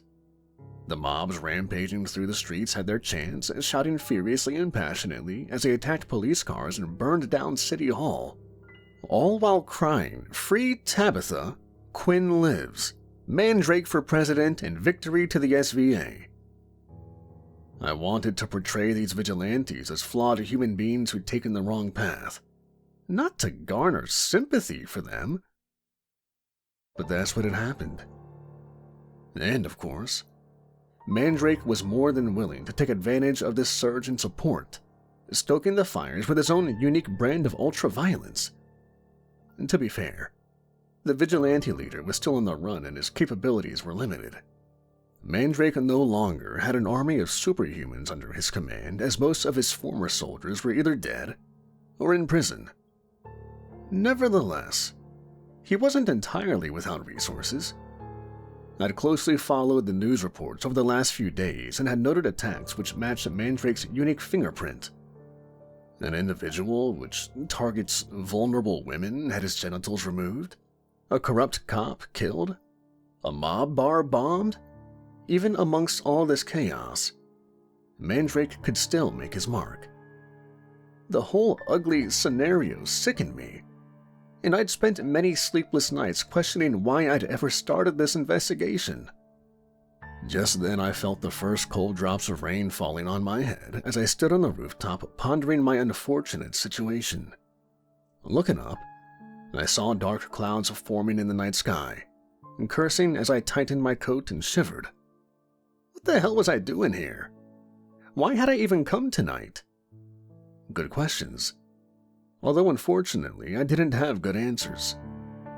It wasn't about the story anymore. Not really. Sure. I was curious to meet the mysterious vigilante Mandrake had lined up for me. And still, I no longer craved fame, recognition, or a Pulitzer. What I really wanted was for this nightmare to end. My exhausted brain was hardly thinking logically by this point, but I believed that this chaos would only end when Mandrake was brought down. The vigilante put himself at risk every time he came out of hiding to meet me, so perhaps this would be the time he got caught. I considered this while retreating towards the staircase, seeking shelter from the coming deluge. The weather was vile, but perhaps the rain would quell the fires. Why had Mandrake chosen this location for our meet? Sure, the views were fantastic, if you appreciated the sight of a city tearing itself apart. But a rooftop was indeed a strange choice. Mandrake had always previously picked venues with at least one clear escape route, in case the cops or bounty hunters came knocking. But this derelict tower seemed like a trap with no obvious way out. I'd had to climb 50 flights of stairs just to get up here, leaving me exhausted, flustered, and irritated. Then again, maybe Mandrake didn't want to get out. He wasn't living on borrowed time after all, and perhaps he'd chosen this lonely rooftop for his last stand, planning to go down in a blaze of glory while I was there as a witness. The ambitious journalist who would write up the graphic details of his heroic demise. The thought brought a cold chill down my spine. I wanted to see Mandrake's reign of terror brought to an end, but would prefer he was arrested and put on trial rather than turned into a martyr. And I certainly didn't want to be caught in the crossfire if and when bullets started flying.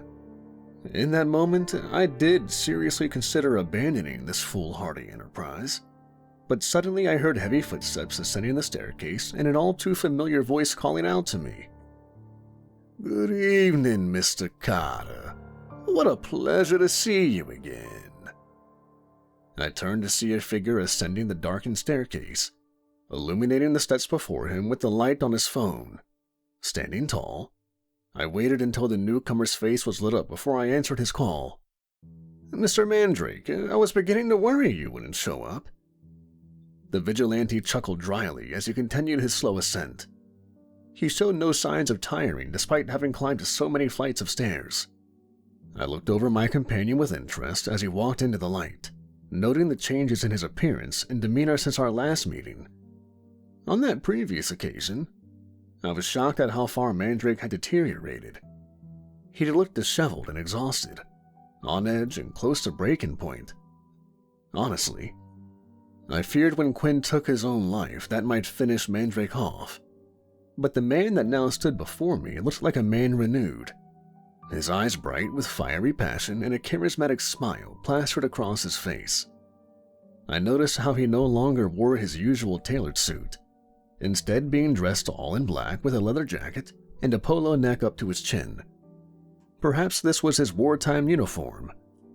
Mandrake's grin widened as he walked up to the final steps to meet me, holding out his hand in a show of friendship whilst doing so. "Now, Mr. Carter, I thought you knew me better than that. I wouldn't miss our meeting for the world." I took his hand to shake, even though it made me uncomfortable. I couldn't help wondering how many lives those hands had taken. I felt relieved whenever I was able to pull away from his sweaty palm. "Interesting choice for a meeting place," I said sarcastically, whilst looking the killer straight in his dark eyes. Mandrake didn't blink as he spoke his answer. "The building is derelict and away from prying eyes.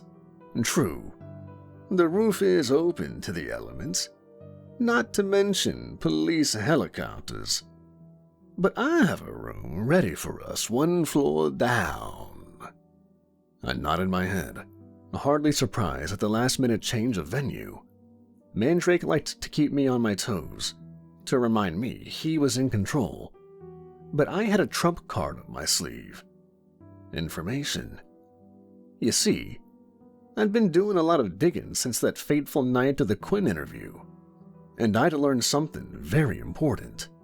Mandrake's true identity and his family history. I could reveal the Vigilante's secret at any time, and yet I hesitated to do so, because I feared how he'd respond. "Please follow me," Mandrake instructed, and so I did, walking after him and down the staircase. The room, which Mandrake had organized for our meet, wasn't much to look at. A dark, damp, and empty office space littered with overturned furniture and assorted junk spread across the stained carpet. From the wide windows, we could still see the chaos on the street below, the city-wide riots which showed little signs of abating. We sat facing each other across a desk illuminated by a battery-powered lantern placed upon it. "So, here we are again," Mandrake said with a thin smile. "I do hope this meeting goes better than our last." I noted a sadness in his eyes, despite the grin on his lips, and I could relate. Mandrake and I had a shared grief now. We'd both been witness to Quinn's tragic death, as the troubled vigilante blew his brains out mere seconds after delivering his final confession. It chilled me to think back to that fateful night as I recalled the horrific sight of the mentalist's still warm body sprawled in the back of his van. I didn't comment, though, instead glancing out the window at the ongoing rioting. Sadly, the rain had only been a brief shower until the fires still burnt fiercely, their black smoke rising into an even blacker sky. "I suppose this makes you happy," I muttered bitterly, whilst glaring back at Mandrake. The vigilante's eyes narrowed and his smile disappeared as he delivered a thoughtful reply. "My feelings are mixed, Mr. Carter. You think anarchy and senseless violence pleases me, but this simply isn't the case. I have dedicated my life to fighting for justice after all." Still, I can't say it's not satisfying to observe the cops and feds who spent so long pursuing me. And now they're under attack, stretched to breaking point as a result of their own brutality and incompetence. But I believe this is only the beginning. Their whole rotten and corrupt system is collapsing in front of our very eyes. This is a revolution, Mr. Carter. The people are furious and hungry for change. And they know who is here to save them. It's on their lips and in their chants. SVA, Mandrake. They know that I'm the one to lead them to the promised land, to a bright future where justice is a reality and not just an empty word. Mandrake's voice had risen to a near crescendo by this point, and I genuinely feared for his sanity. The vigilante was clearly suffering from delusions of grandeur, and possibly even a messiah complex. Did he truly believe that these riots were all for him? That he could overthrow the government and take control? This was total madness. As I looked into Mandrake's crazed eyes, I felt a strong urge to reveal what I knew about his sordid past. This revelation would certainly burst his bubble. I didn't know how he'd react, but nevertheless, I did seriously consider speaking out. But the timing wasn't right. In that moment, I heard footsteps from the far side of the abandoned office, turning my head to see a new figure emerging from the shadows.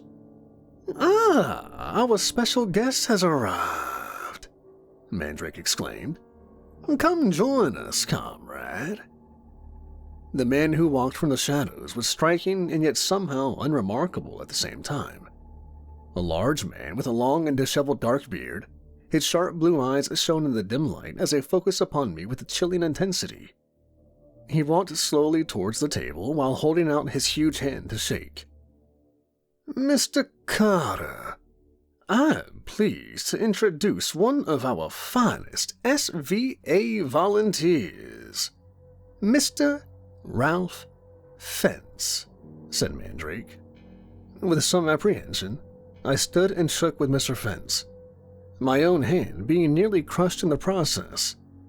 Fence towered over me, his intense eyes looking me up and down as he sized me up. This tense moment lasted for longer than I would have liked, until eventually, Fence grabbed an overturned chair and joined us at the desk. It took me another few seconds before I felt brave enough to ask a question. "Forgive me, Mr. Fence," I said cautiously.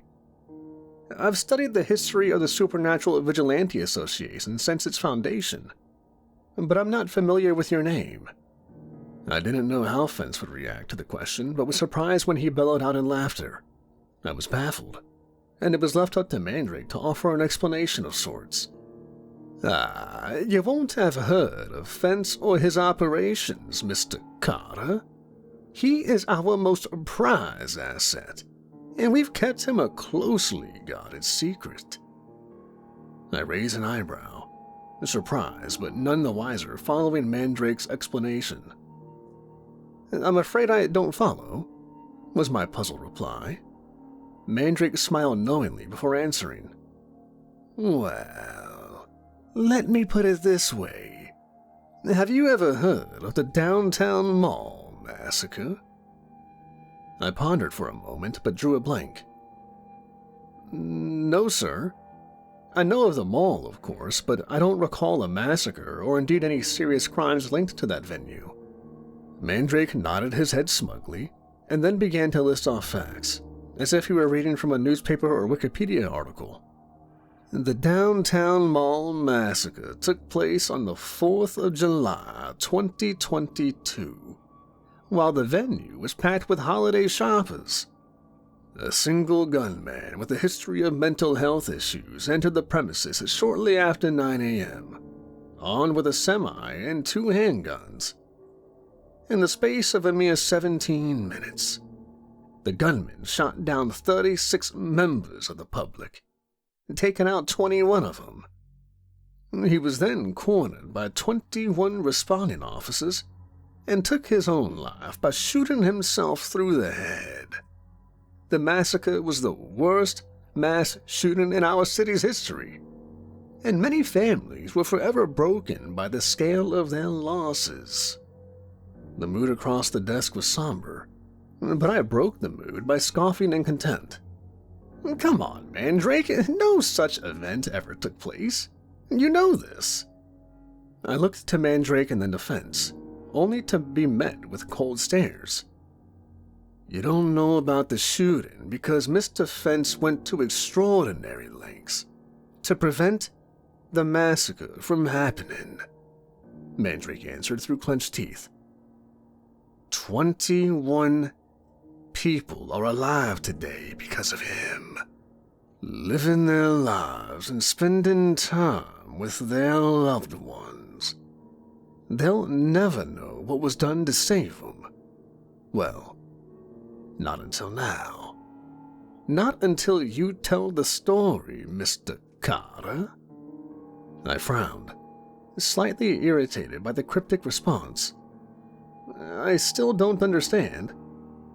Mandrake smiled again before breaking eye contact and sitting up from his chair. Well, I think it's better if Fence explains it to you himself. I need to check on our security arrangements, so I'll leave you gentlemen to it. With that, Mandrake walked swiftly across the office floor and disappeared into the shadows. I was left alone with Fence, struggling to hold his hard gaze as I waited for the vigilante to speak. Fence's voice was gruff and deep as he asked, "So, what do you want to know?" I was somewhat taken aback by his directness and the mysterious way this meeting had transpired. Well, Mr. Fence, I like to start at the beginning with my interviewees. I'm interested in where you come from, when you first identified your special abilities, and how you came to join the SVA. The vigilante nodded his head and stroked his beard, remaining silent for a moment as if deep in thought. I got the impression that Fence was a man of few words, and so I'd need to struggle to get the story out of him. Well, sir, I can't say my childhood was anything special. I wasn't a victim of some horrific crime. My family was normal, loving parents and a comfortable upbringing. I only realized I was different when my grandfather passed away. I was 10, old enough to understand death, but not mature enough to fully process the grief. But that's neither here nor there. What's important is the episode which occurred at my granddaddy's funeral. Oh, yeah? I said, my curiosity now piqued. Fence was a mystery to me, and I had no idea where this story was going. Yeah, I was raised in a Catholic family, and that meant an open casket at the wake. I remember seeing the old-timer inside the lime coffin, his eyes closed, face bloated and skin looking like wax. The other kids my age were freaked out by the sight of his body, but I was fascinated by it. Call it a morbid curiosity, if you will. But, I felt the urge to reach out and touch his cheek. I didn't know what to expect. I guess I just wanted to make a connection with my grandfather one last time. But what happened next was beyond my wildest dreams. I saw a glint in Fence's eye and a faint smile beneath his black beard. And clearly, this was a treasured memory for the man. It was terrifying at first, because I didn't understand what had happened to me. You see, one minute I was standing in the back room of the church with a line of mourners behind me, and the next, I was transported through time and space to a location and year that was quite impossible. My jaw dropped and heart rate quickened as I looked at Fence directly in the eye, trying to find any signs of deceit. I'd heard and reported on some extraordinary SVA stories before, tales of the supernatural and paranormal. But what Fence was saying was out of this world. So wait, you're saying that you were teleported to another place? I asked in amazement. Yeah, Fence replied calmly. But I wasn't just taken to a new location. It was also a different time. That is to say, I traveled backwards and attended an event which occurred decades before I was even born. My grandfather's 10th birthday. My God, are you serious? I exclaimed in disbelief. How did you... how could you tell? Well, in truth, I only really figured it out after I got back. It all happened so fast, and I was only there for 5 minutes. It seemed like longer, but 5 minutes is all I ever get. I recognized details I'd see in old black and white photographs. And when I saw my grandfather, he was the spitting image of me. But the oddest thing is, I was able to interact with my environment. I could touch the furniture, smell the candles, even taste the cake. And the people could see me too. I was nervous and so stayed at the back of the room. But a few of the kids gave me funny looks while they played. I guess they wondered why or who this kid in the black suit was and why he'd gate crashed the party. But it was a birthday party, and there were lots of kids around, not to mention the parents who had their hands full. So, I was able to stay in the background and just observe. Hell, I didn't even approach my grandfather in his child form. Didn't know what would happen if I did. I can't believe it, I said while shaking my head. How is this even possible? Beats me, Fence said with a shrug of his shoulders. I didn't understand it at the time. Still don't, really. But this is the gift I was born with. The ability to connect with the dead and travel in time to a key moment in the deceased's past, all by merely touching their cold skin. But, alas, my forays into history are only temporary. 5 minutes, that's the limit. I left my grandfather's birthday as abruptly as I arrived, fading from the past and being thrust back into the present. Because suddenly I found myself back at the wake with the queue of impatient mourners behind me. My mind was racing as I tried to make sense of this extraordinary tale. The implications of what Fence was saying were disturbing, but I had to learn more. How did you use this unique ability? I asked cautiously. Well, it was some time before I was able to repeat the process, Fence said with a crude smile. The average kid doesn't encounter dead bodies too often, and there were no other funerals for the next few years. But the thrill I felt that day, it didn't leave me. I couldn't just leave the experience as a one-off. That's why I took a job as a mortician's assistant when I turned 18. I raised my eyebrows, unable to contain my shock. I know what you're thinking, Fence replied with a nod. It's pretty screwed up, right? But at first my intentions were innocent enough. I wanted to test and hone my powers, of course. But there was something else, too. When I touched the dead, I connected with them. I could see glimpses of their past and see what kind of person they were in life. Before long, I realized I could visit specific points in a person's life, key moments which shaped them, and I could change things, too. I was able to interact with the environment after all. It was small things at first. Minor changes and adjustments to make someone's life better. The trouble is, not all of the dead I encountered were good people. Some had done terrible things during their lives, and a few had escaped the mortal coil without punishment. I felt my stomach drop as suddenly it all came together in my head. The words almost stuck in my throat, but I had to ask the question. What can you tell me about what Mandrake was saying? The downtown mall? Fence sighed deeply, looking down at his boots before he finally answered. The perpetrator in my timeline was a 31-year-old man called Daniel Stone. You won't have heard of him for reasons that will become obvious. But what can I say about Mr. Stone? He was a monster, obviously.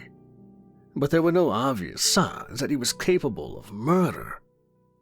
Stone had a history of mental illness, but no documented record of violence. The man was a drifter and underachiever, unable to hold down a job or maintain long-term relationships. Still, being a social outcast doesn't usually drive a man to murder. And then there's the nature versus nurture argument. I found nothing in Daniel's family history which could explain what he did. By all accounts, he had a stable upbringing and 2 loving parents. What's more, his youngest sister Tara qualified as a doctor, working as a pediatrician in St. Mary's Children's Hospital. In Daniel's case, the apple had fallen very, very far from the tree. Fence paused his account, continuing to look down at his shoes and refusing to meet my eye. I knew the behavior of a guilty man when I saw it, and realized Fence was building up to telling me something awful. It seemed he was trying to justify whatever it was he'd done, but I needed to press him for more. What happened to him, Fence? I asked carefully. What did you do to Daniel Stone? The vigilante sighed again, louder this time. There followed another lengthy pause before he spoke, his voice now starting to crack under the emotional strain.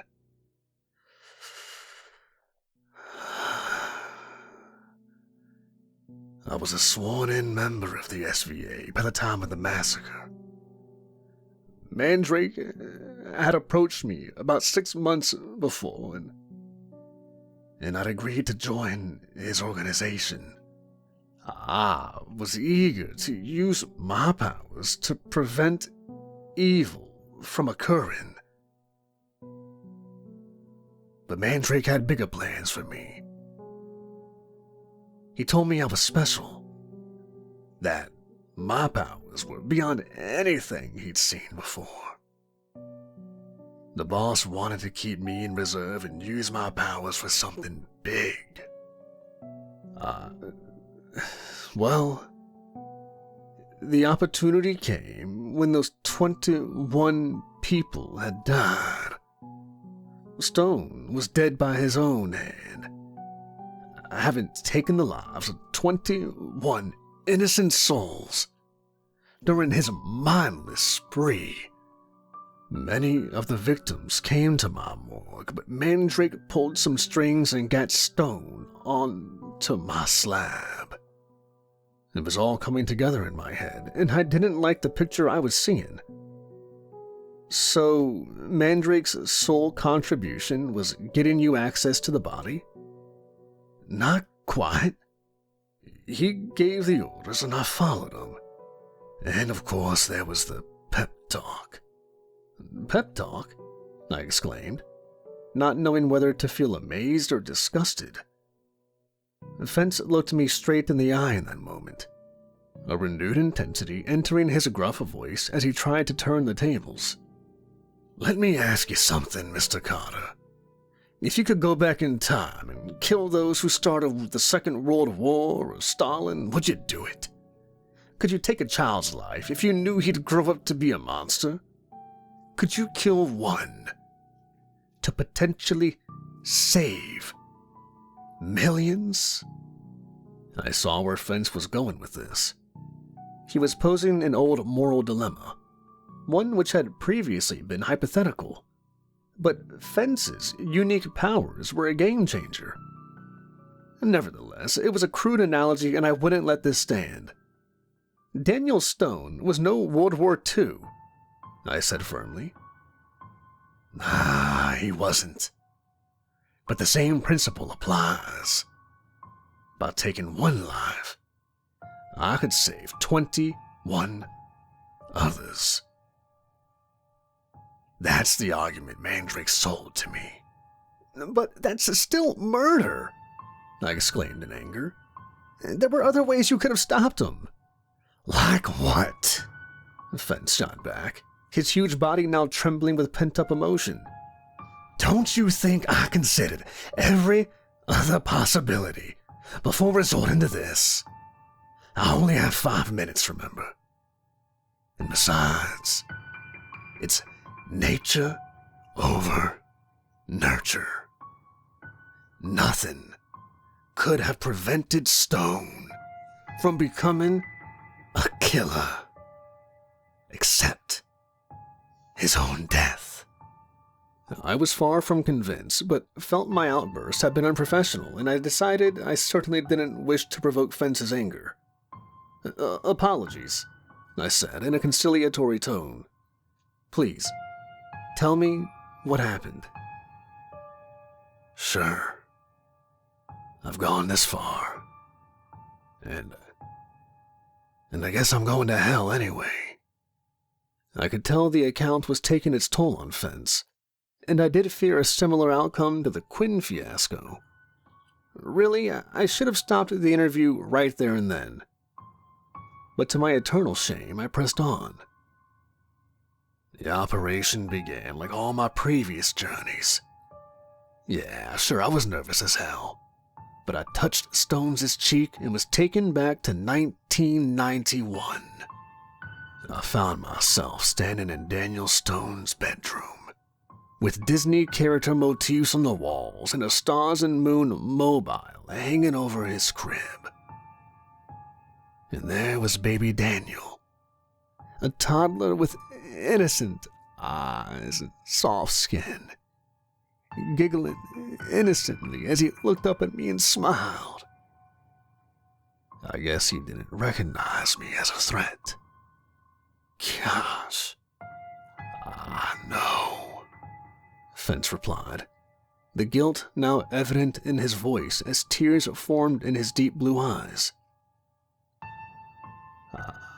I'll admit that I almost backed out at the last minute. Seeing that infant before me, the thought of harming him went against every instinct in my body. But then I remembered Mandrake's words and thought of those 21 people whose lives would be brought to a violent end if I didn't act. I lifted a pillow from the sideboard and held it over the baby's head. Then I pushed down, ignoring the child's muffled cries and struggles, and I didn't release the pressure until he stopped moving. I saw Fence's large body trembling and his foot tapping on the office floor.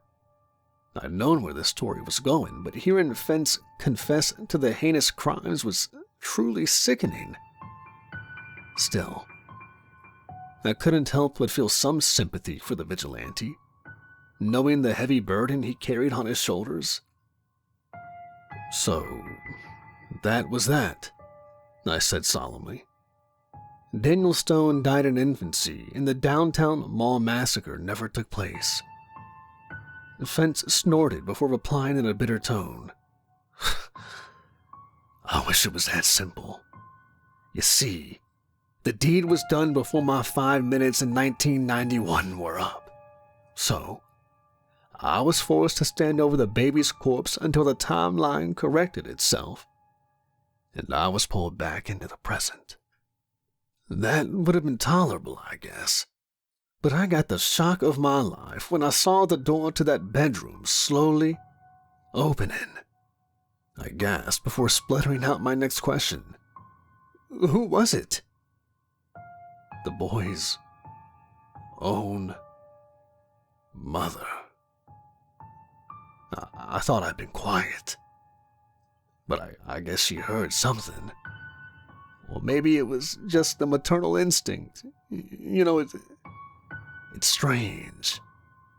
I can hardly remember any details about her appearance. The clothes she wore, how she kept her hair. All I can recall is the horror in the mother's eyes when she saw her dead boy, and the piercing scream she emitted as she ran from the doorway in a blind panic. Instinctively, I sprinted after her and down the hallway. I didn't have a plan. It wasn't my intention to hurt her. That wasn't the mission. I just wanted her to stop screaming. He shook his head before clenching and unclenching his fist. It all happened so fast. We were struggling at the top of the staircase, and suddenly she was falling. I reached out and tried to grab the woman, but it was already too late. She tumbled down the stairs like a bag of potatoes, hitting the ground hard, her neck snapping like a twig. I stared down at her dead eyes, frozen in horror at what I'd just done. And I was only shaken from my shock-induced trance by a furious roar from further down the hall. I turned my head and saw the boy's father, dressed in blue jeans and a white vest. The man was holding a baseball bat and cried out in bloody fury as he charged towards me while swinging his bat. I didn't resist or run, instead merely standing still as the vengeful father came after me. Frankly, I didn't care if he beat me to death, given what I'd just done. But wouldn't you know it, in that very moment, my journey into the past abruptly ended, and I disappeared from that place before being thrust back into the now altered present. My mind was racing as I found myself literally speechless in the moments which followed. The butterfly effect caused by Fence's time-traveling vigilantism was substantial, but it was even worse than I thought. Did you look into the Stone family after you got back? I asked sheepishly, part of me not wanting to hear the answer.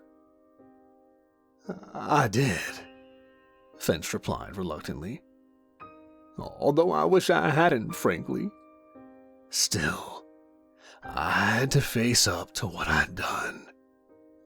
Mr. Stone took the blame for my crimes, as he was accused of murdering his wife and infant son. At the trial, he ranted and raved about a man who invaded his family home, committed the murders, and then disappeared into thin air. He was telling the truth, of course, but the judge thought Mr. Stone was crazy and so committed him to a psychiatric hospital. The poor bastard died in there, hung himself. That was another death on my conscience. But it's not what bothers me the most. No? I said in surprise. Afraid not. You see, Mrs. Stone was 3 months pregnant when she died. She was carrying Daniel's youngest sister, Tara. You'll find no record of her, because in this timeline, Tara was never born, thanks to me. I robbed that girl of a chance at life. And it gets worse. Tara was a doctor in the original unaltered timeline. I'm the only one who remembers this. I often think of how many lives she would have saved during her medical career. Would her good work have offset the evil committed by her brother? Who can say? All I know is this. I played God and destroyed that family, and I had no right doing so. I looked to Fence in near astonishment. Honestly, I'd expected the vigilante to try to justify his heinous actions. And yet, Fence had admitted he was wrong. That the ends didn't justify the means in this case. But the time traveler didn't hold all the responsibility, as his next statement confirmed. Damn Mandrake. Fence exclaimed angrily, his blue eyes lighting up with a fiery intensity. "Damn that son of a bitch to hell. I wish I never met him." I was still trying to think of an appropriate response to the vigilante's strong words when we were suddenly interrupted by an almighty din and bright light emanating from the far side of the office window. Both Fence and I jumped up from our chairs, temporarily blinded by the artificial light and near deafened by the heavy noise of spinning rotor blades. Looking out, I noticed a police helicopter was hovering in the night sky directly opposite the derelict building we occupied, using its high-powered searchlight to illuminate our floor. The authorities had tracked us down, and now was the time for reckoning. "This is the police," came the call from the chopper's loudspeakers. "Get down on your knees and put your hands behind your heads." I was inclined to do as instructed. I hadn't committed any crimes after all, and the newspaper's lawyers could secure my release from custody within a matter of hours. Fence seemed unsure, however. He faced the grim prospect of arrest and facing the consequences of his actions. I looked to my vigilante companion as the searchlight illuminated us both. Honestly, I believed he was on the verge of surrender. But then Mandrake burst back into the space, intervening in a typically violent manner. I turned my head in time to see the fanatical vigilante charging across the office floor, pulling an automatic pistol from underneath his jacket as he came. "Die, you motherfuckers!" he screamed, a second before opening fire towards the chopper. The din of gunfire added to the violent cacophony of sound, and the bullets easily shattered the glass window, striking the hovering aircraft and taking out its searchlight. The chopper wasn't armed, and the pilot lost his nerve, retreating from the shattered window and ascending into the dark skies above. Mandrake cried out in triumph as the cold night's air hit us, and he continued firing at the chopper until his magazine was empty. With the immediate threat averted, Mandrake turned towards us and bellowed out his orders. "We need to leave, now." Next, Mandrake holstered his weapon and pulled out his cell phone, using the light to light the way as he proceeded across the office floor. I looked at the Fence and saw the despair in his eyes, like he was caught in Mandrake's spell and couldn't escape. He followed his leader, and I reluctantly walked after them both, still unwilling to turn my back on this story. We exited the office and entered the internal stairwell leading downwards, only to find our path blocked. We heard the loud clumping of heavy boots on stairs and saw lights pointing upwards, lights affixed to assault rifles and carried by black-clad SWAT team members. The cops were coming up the stairs while we wanted to head down. It seemed our only escape route was blocked, and there was no doubt who the cops were after. "Mandrake!" shouted the SWAT leader as he aimed his rifle upwards and caught the vigilante in his light. "You finished, asshole! Give up or I'll blow your fucking head off!" I didn't see how the elusive Mandrake could escape this ambush, but of course he had another ace up his sleeve. The vigilante didn't even blink as he entered a short code into his cell phone, and a second later, all hell broke loose. There was a blinding light and a deafening roar below us, clearly followed by a huge blast of hot air which threw me off my feet. I fell heavily to the ground, my head spinning and ears ringing. Fence was the one who helped me up, offering his huge right hand and dragging me up to my feet. I was still dazed, but forced myself to look down at the now burning staircase which was covered in blood and guts. Whatever booby trap Mandrake planted had done the job, blowing the SWAT team to pieces and littering the staircase with their broken bodies. I felt sick as I observed the scene of bloody carnage below. Most of the cops were dead, but a few clung to life despite their missing limbs, crying out in agony as they slowly bled out. My jaw dropped as I turned to Mandrake in disgust. "What the hell have you done?" The vigilante leader merely shrugged his shoulders dismissively, showing no remorse or even basic humanity. "Those men came here to kill me. I am entitled to act in self-defense. Every war has its casualties." I could no longer contain my disgust at Mandrake as I remonstrated with him for his callous and murderous actions. "This is all just a game to you, isn't it? I exclaimed angrily, speaking up to be heard over the groans of the dying officers. Mandrake made a point of loading a fresh magazine into his gun as he answered coolly. On the contrary, Mr. Carter, I take this very seriously. Justice is my life's mission, and I'm prepared to die for the cause. I snorted in contempt, as the vigilante's fanatical words only increased my anger, and I spoke before I had a chance to think of the consequences. Of course, Mandrake, you're a tough guy, right? A soldier who never backs away from the fight? But you weren't always this way, isn't that true? You see, Mandrake, I've discovered your true identity. Your real name is Seth Peterson, and you grew up on the city's south side. Your father was a violent drunk who beat and violated his wife and children in the worst way possible. One night he was hurting your little sister while you cowered under the covers. But your mother wasn't taking it anymore, was she? That night she blew your daddy's head off with a 12-gauge. Your mommy went to prison, and you and your sister were sent into foster care. You never stood up to your abusive father, did you, Mandrake? Oh, but you've made up for it since. This burning rage inside of you? The uncontrollable lust for bloody vengeance? That's the spark which lit the fire.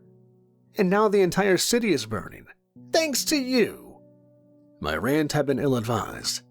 I discovered the truth about Mandrake just 3 days before, and was in two minds whether to confront him with this information or not. But now I'd blurted it out, and there was no way of telling how the vigilante leader would react. I looked on fearfully as Mandrake's expression turned from shock to fury, his face going red with rage. I saw his grip tightening on the handle of his gun, and genuinely feared Mandrake would shoot me down in cold blood. Thankfully, he regained some level of calm and composure, a crude smile returning to his weathered face as he spoke. "Well done, Mr. Carter," he said sarcastically.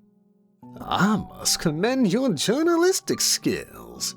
You are indeed a hack of the first order, and so my big secret has been revealed.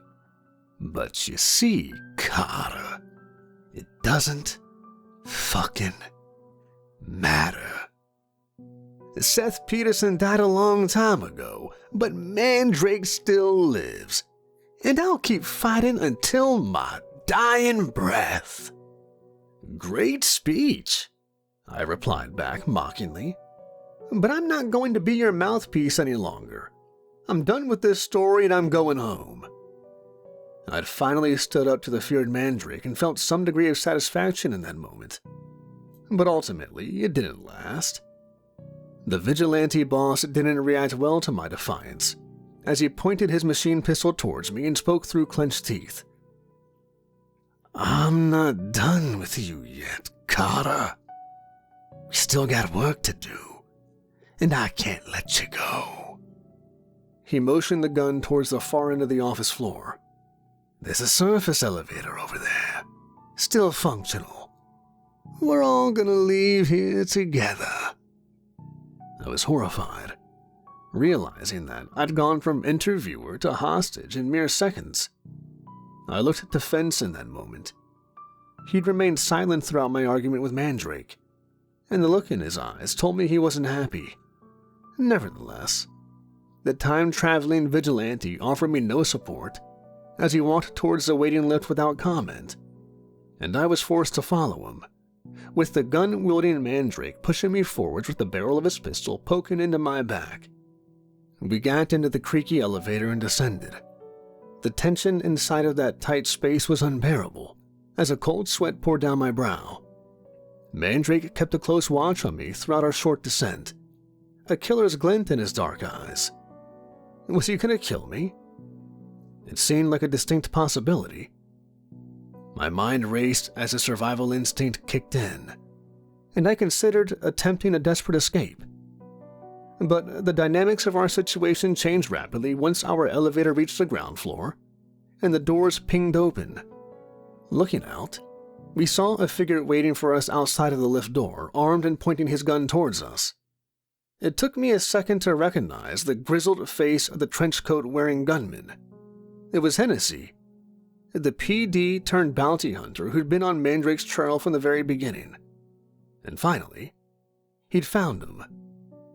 It seemed like the world froze for a tension-filled moment, but then everything happened at once, as the game of cat and mouse reached its bloody conclusion. Bang! Hennessy fired first, with a single bullet striking Mandrake in the chest. The vigilante fell backwards, mortally wounded, but with his last ounce of strength, he pulled the trigger on his gun, unleashing a burst of automatic gunfire which almost cut the bounty hunter in half. Hennessy was killed instantly, while Mandrake slumped against the elevator wall, blood pouring from his wound as he looked up at me and sputtered out his final words. "Write my story, Carter. Preserve my legacy." And then the notorious vigilante leader shut his eyes and stopped breathing. I was in a state of shock after watching the violence play out. Part of me was glad Mandrake was dead, but I couldn't help but think he'd avoided justice. "He got what he wanted," I said solemnly. "Died a martyr to his cause." I'd almost forgotten that Fence was present, as he remained silent for some time. But suddenly I heard him tutting behind me as he said, "No, sir, that won't do." I turned to Fence in surprise, wondering what he meant. But then I remembered his hidden power. Fence stepped over Mandrake's corpse, instead walking over to Hennessy's body before touching him gently on his forehead. There followed a flash of light which temporarily blinded me, and when my sight was restored, the scene before me had changed dramatically. I don't know what action Fence took in the past before he was thrust back to our present, but Hennessy's body was no longer there, and Mandrake was no longer dead. The resurrected vigilante leader struggled upon shaking legs, seemingly confused and disoriented as he stumbled out of the elevator, muttering to himself as he went, No, this can't be right," he said.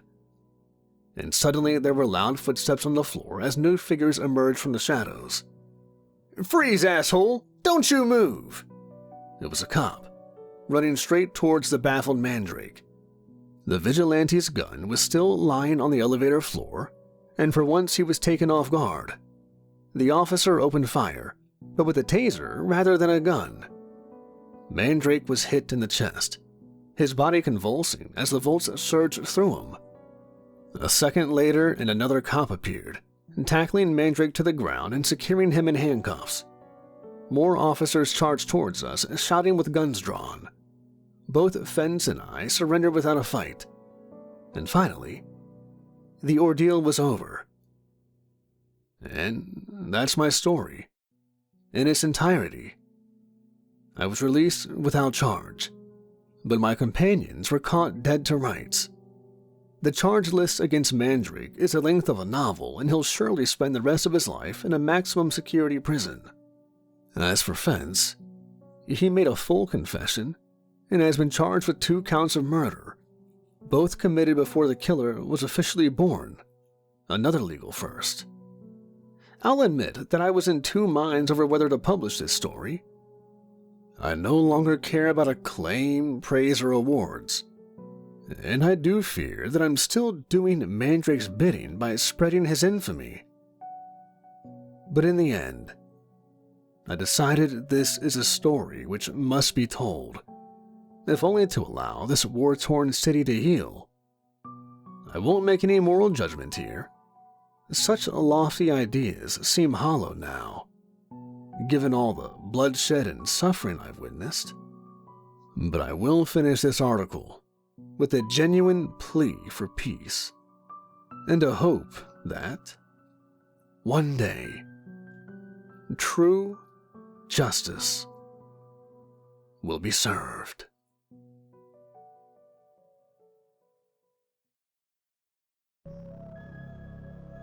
Hey everybody, Kevin here from Nightmares Nightly. If you made it this far, I want to thank you all for listening. I also want to take a minute to let everybody know that I'm going to be setting up a YouTube membership page soon that I hope to bring videos to every week. If you'd like to support me and the channel, please consider signing up for that, or my Patreon page, where I'll soon be uploading content as well. I'd like to give a huge shout out to my current patrons, Ashley, Mars, Amy, and Zarin Ray, for supporting me in what I do. And as always, thanks for listening, everybody.